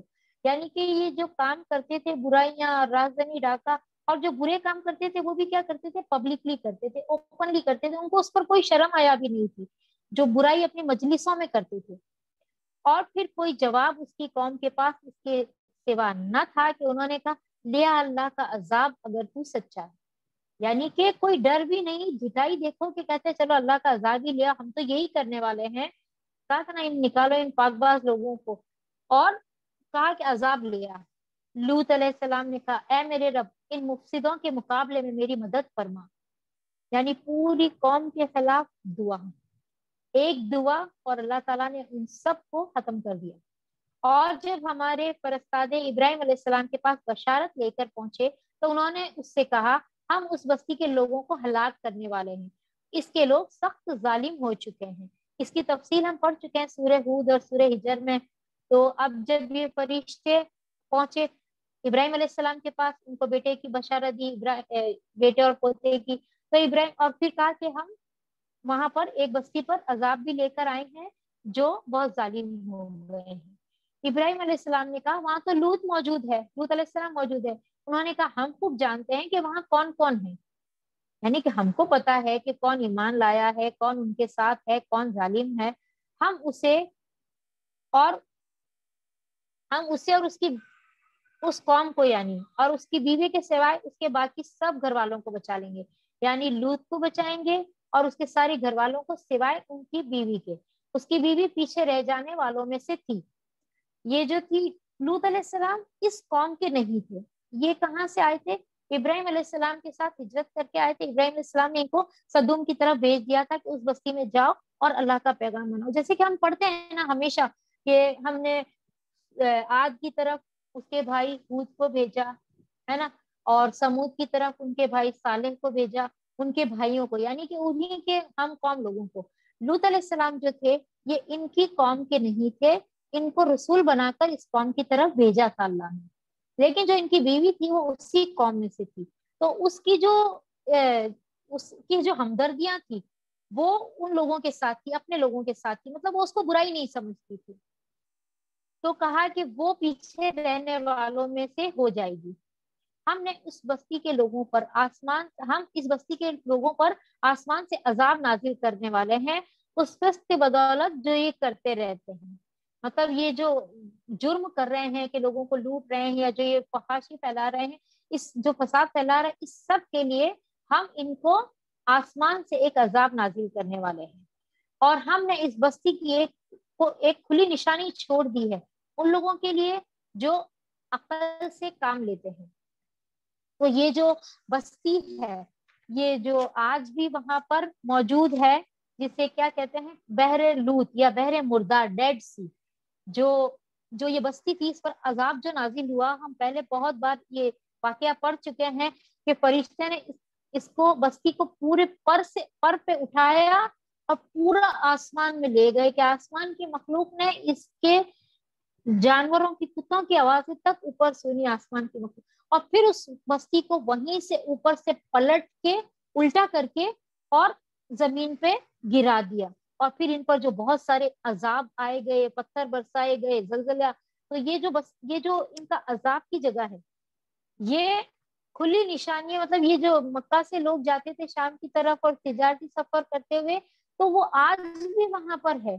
کہتے ہیں کہ اس میں کوئی چیز ڈالتے ہیں تو وہ نیچے ڈوبتی بھی نہیں ہے، تیرتی ہی رہ جاتی ہے. یہ ہم نے اس بستی کی کھلی نشانی چھوڑ دی جو عقل سے کام لیتے ہیں. اور مدین کی طرف ہم نے ان کے بھائی شعیب علیہ السلام کو بھیجا. اس نے کہا، اے میری قوم کے لوگوں، اللہ کی بندگی کرو اور روز آخرت کے امیدوار رہو اور زمین میں مفسد بن کر زیادتیاں نہ کرتے پھرو. یعنی کہ ہر نبی کا وہی کام ہے کہ اللہ کی بندگی کرو، یہی میسج ہے کہ اللہ کی عبادت کرو اور آخرت کے امیدوار رہو اور زمین میں فساد نہ پھیلاؤ. مگر انہوں نے اسے جھٹلا دیا. آخر کار ایک سخت زلزلے نے انہیں آ لیا اور وہ اپنے گھروں میں پڑے کے پڑے رہ گئے. اور عاد اور سمود کو ہم نے ہلاک کیا. تم وہ مقامات دیکھ چکے ہو جہاں وہ رہتے تھے. یہ بستیاں بھی جو عاد اور سمود کی تھی، یہ عرب کے جو لوگ نکلتے تھے، ان لوگوں نے، یہ مشرکین مکہ کے جو عرب والے تھے، وہ اچھی طرح سے جانتے تھے کہ یہ عذاب شدہ بستیاں ہیں، کہ یہ بستیاں ایسی ہے کہ یہاں پر مطلب انسانوں کا رہنا تو دور، چلنا بھی مشکل ہے. تو یہ جو بستیاں، یہ دیکھتے تھے کہ یہ عذاب جہاں پر نازل ہوا، یہ بستیاں عاد کی ہے، سمود کی ہے، تو تم یہ جگہیں دیکھتے رہتے ہو. ان کے اعمال کو شیطان نے ان کے لیے خوشنما بنا دیا اور انہیں راہ راست سے بھٹکا کر رکھ دیا تھا. حالانکہ وہ ہوش بھی رکھتے، مگر ان کی عقل تھی، ان کے پاس کتنی سمجھ تھی کہ انہوں نے اتنے بڑے بڑے محل بنائے پہاڑوں کو تراش کر. وہ کتنے لمبے چوڑے ایک دم سمجھ لوگ تھے. انجینئرنگ بھی اچھی تھی، مطلب وہ کچھ بھی، ان کے پاس بہت سارا دنیاوی علم تھا نا، اور مال بھی دیا تھا اللہ تعالیٰ نے. لیکن ان لوگوں نے جب جھٹلایا تو ان کو کیا کر دیا، سب کو برباد ختم کر کے رکھ دیا. اور یہ سب کیوں ہوا تھا؟ کیونکہ شیطان نے ان کو ان کے اعمال جو تھے وہ بہت خوبصورت بنا کر دکھا دیے تھے. ایک انسان جب کوئی برائی کرتا ہے تو اس کو ایک بار تھوڑی تو برائی لگتا ہے، دل میں کھٹکا آتا ہے، کیونکہ اللہ تعالیٰ اس کو ایک بار بتاتے ہیں. لیکن پھر شیطان اس کو کہتا ہے، رہنے دو، ساری دنیا بھی تو یہی کر رہی ہے، اس کے بغیر تو کوئی چارہ بھی نہیں ہے. اگر یہ نہیں کیا تو ہم کیا کر سکتے ہیں؟ اس کے علاوہ اگر اللہ چاہتا تو ہماری مدد ہی کر دیتا. اب ہم مجبور ہیں، ہم بے بس ہیں. تو کہا کہ شیطان نے ان کے اعمال ان کو خوبصورت بنا کر دکھا دیا. اور قارون اور فرعون اور حامان کو ہم نے ہلاک کیا. موسیٰ علیہ السلام ان کے پاس بینات لے کر آئے تھے، مگر انہوں نے زمین میں اپنی بڑائی کا ظلم کیا، حالانکہ وہ سبقت لے جانے والے نہ تھے. یعنی کہ پھر سے تکبر، یہی تین لوگ جو فرعون، حامان اور قارون. قصہ ہم نے شروع کیا تھا فرعون کے اس سے، اب یہ دیکھو قارون کا بھی واقعہ آ گیا ہے. آخر کار ہر ایک کو ہم نے اس کے گناہ میں پکڑا. پھر ان میں سے کسی پر ہم نے پتھراؤ کرنے والی ہوا بھیجی، اور کسی کو ایک زبردست دھماکے نے آ لیا، اور کسی کو ہم نے زمین میں دھسا دیا، اور کسی کو ہم نے غرق کر دیا. اللہ ان پر ظلم کرنے والا نہ تھا، مگر وہ خود ہی اپنے اوپر ظلم کر رہے تھے. یعنی کہ یہ جو جتنے بھی ہم نے واقعات پڑھے، جتنے بھی یہ جو قومیں تھی، سب نے ظلم کیا، سب نے شرک کیا، سب نے اللہ کے ساتھ الہ بنائے، سب نے اللہ کی نافرمانی کی. تو اللہ تعالیٰ نے ان کے ساتھ کیا کیا؟ کسی کو غرق کر دیا، کسی کو تباہ کر دیا، کسی کو آگ کے ہوا کا عذاب بھیجا، مطلب کہ ان کو سب کو ختم کر کے رکھ دیا. जिन लोगों ने अल्लाह को छोड़कर दूसरे सरपरस्त बना लिए हैं, उनकी मिसाल मकड़ी जैसी है जो अपना एक घर बनाती है, और सब घरों से ज्यादा कमजोर घर मकड़ी का घर ही होता है। काश कि ये लोग इल्म रखते। अब यहाँ बताया जा रहा है, मिसाल दी जा रही है अल्लाह ताला, ये मकड़ी जो होती है, सब घरों में सबसे कमजोर घर जो है मकड़ी का घर होता है। मकड़ी का जो ये जो एक जाल का एक तार होता है, वो अपने बाल से 20 गुना ज्यादा बारीक होता है। और वो जो घर बनाती है, हम एक उंगली टच करें तो, बल्कि मेरे ख्याल से हम फूंक मारे ना तो वो उड़ जाता है, खत्म हो जाता है। तो कहा कि ये जो लोग, इन लोगों ने ये जो बना लिए हैं अपने माबूद अल्लाह को छोड़कर, जिस किसी को भी इन लोगों ने अपना सरपरस्त बनाया है, अपना माबूद, अपना इलाह बनाया है, अपने जो जो जो भी इन लोगों ने अपना बड़ा मान के जिसको ये पूज रहे हैं, अल्लाह के सिवा जिसकी इबादत कर रहे हैं, तो उनकी मिसाल कैसी है? मकड़ी के जाले की तरह। और जो हम अल बकरा में पढ़ चुके हैं कि जो ताबूत से इनकार करे और अल्लाह पर ईमान लाए, उसने वो मजबूत सहारा थाम दिया, उर्वतिल वुस्का जो हमने पढ़ा था, जो कभी भी टूटने वाला नहीं। तो ये मिसाल दी अल्लाह ताला ने इनके माबूदों की, इनके कमजोरी की। ये लोग अल्लाह को छोड़कर जिस चीज को भी पुकारते हैं, अल्लाह उसे खूब जानता है और वही जबरदस्त और हकीम है। यानी कि जिस चीज की भी ये लोग इबादत कर रहे हैं, चाहे ये दिल में मान रहे हैं बड़ा, चाहे ये लोग अपने अमल से कर रहे हैं, ये सब कुछ अल्लाह जानता है। ये मिसालें हम लोगों की फहमाइश के लिए देते हैं, मगर उनको वही लोग समझते हैं जो इल्म रखने वाले हैं। क्योंकि अल्लाह से कौन डरता है? जो उलमा, जो जब तक पता ही नहीं है कि अल्लाह ताला कौन है, अल्लाह ताला की क्या, अल्लाह ताला ने हमारे ऊपर क्या क्या एहसान किए हैं, हमको एक एक चीज का बदला देना है, जो जानते ही नहीं है, इल्म ही नहीं रखते हैं, तो ये मिसालें भी उनके लिए कोई मायने नहीं रखती है। कहा था ना क्या अल्लाह ताला मकड़ी की मिसाल देता है, मच्छर की, मक्खी की। तो ये मिसालें किसको समझ में आती है? जो जानता है कि कमजोरी में इससे ज्यादा कमजोर और कोई चीज हो ही नहीं सकती है। अल्लाह ने आसमानों और जमीन को बरहक पैदा किया है। दर हकीकत इसमें एक निशानी है अहले ईमान के लिए, यानी कि जो ईमान रखने वाले हैं वो जानते हैं कि यही हक है। ये जो अल्लाह ताला ने आसमान और जमीन को पैदा किया, ये यूं ही नहीं बना के छोड़ दिया, ये कोई खेल तमाशा नहीं है।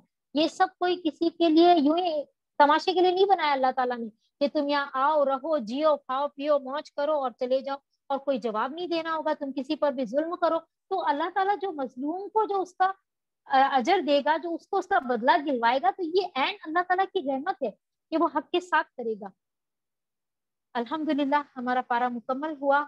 अल्लाह ताला हम सबको समझ कर, इसको समझ कर, और हम अपने जिंदगी में हम इस पे अमल करें और इनसे हम भी नसीहत हासिल करें। और अल्लाह ताला हम सब के लिए इस चीज को, हमारे जो हम कोशिशें कर रहे हैं उसको हमारी कामयाबी बना दे, और हमारे लिए एक कोशिश और एक नेकी लिखे। और अल्लाह ताला हमसे कबूल करे। सुब्हानकल्लाहुम्मा व बिहम्दिका अशहदु अन ला इलाहा इल्ला अंता अस्तगफिरुका व अतूबु इलैक। अस्सलामु अलैकुम व रहमतुल्लाह।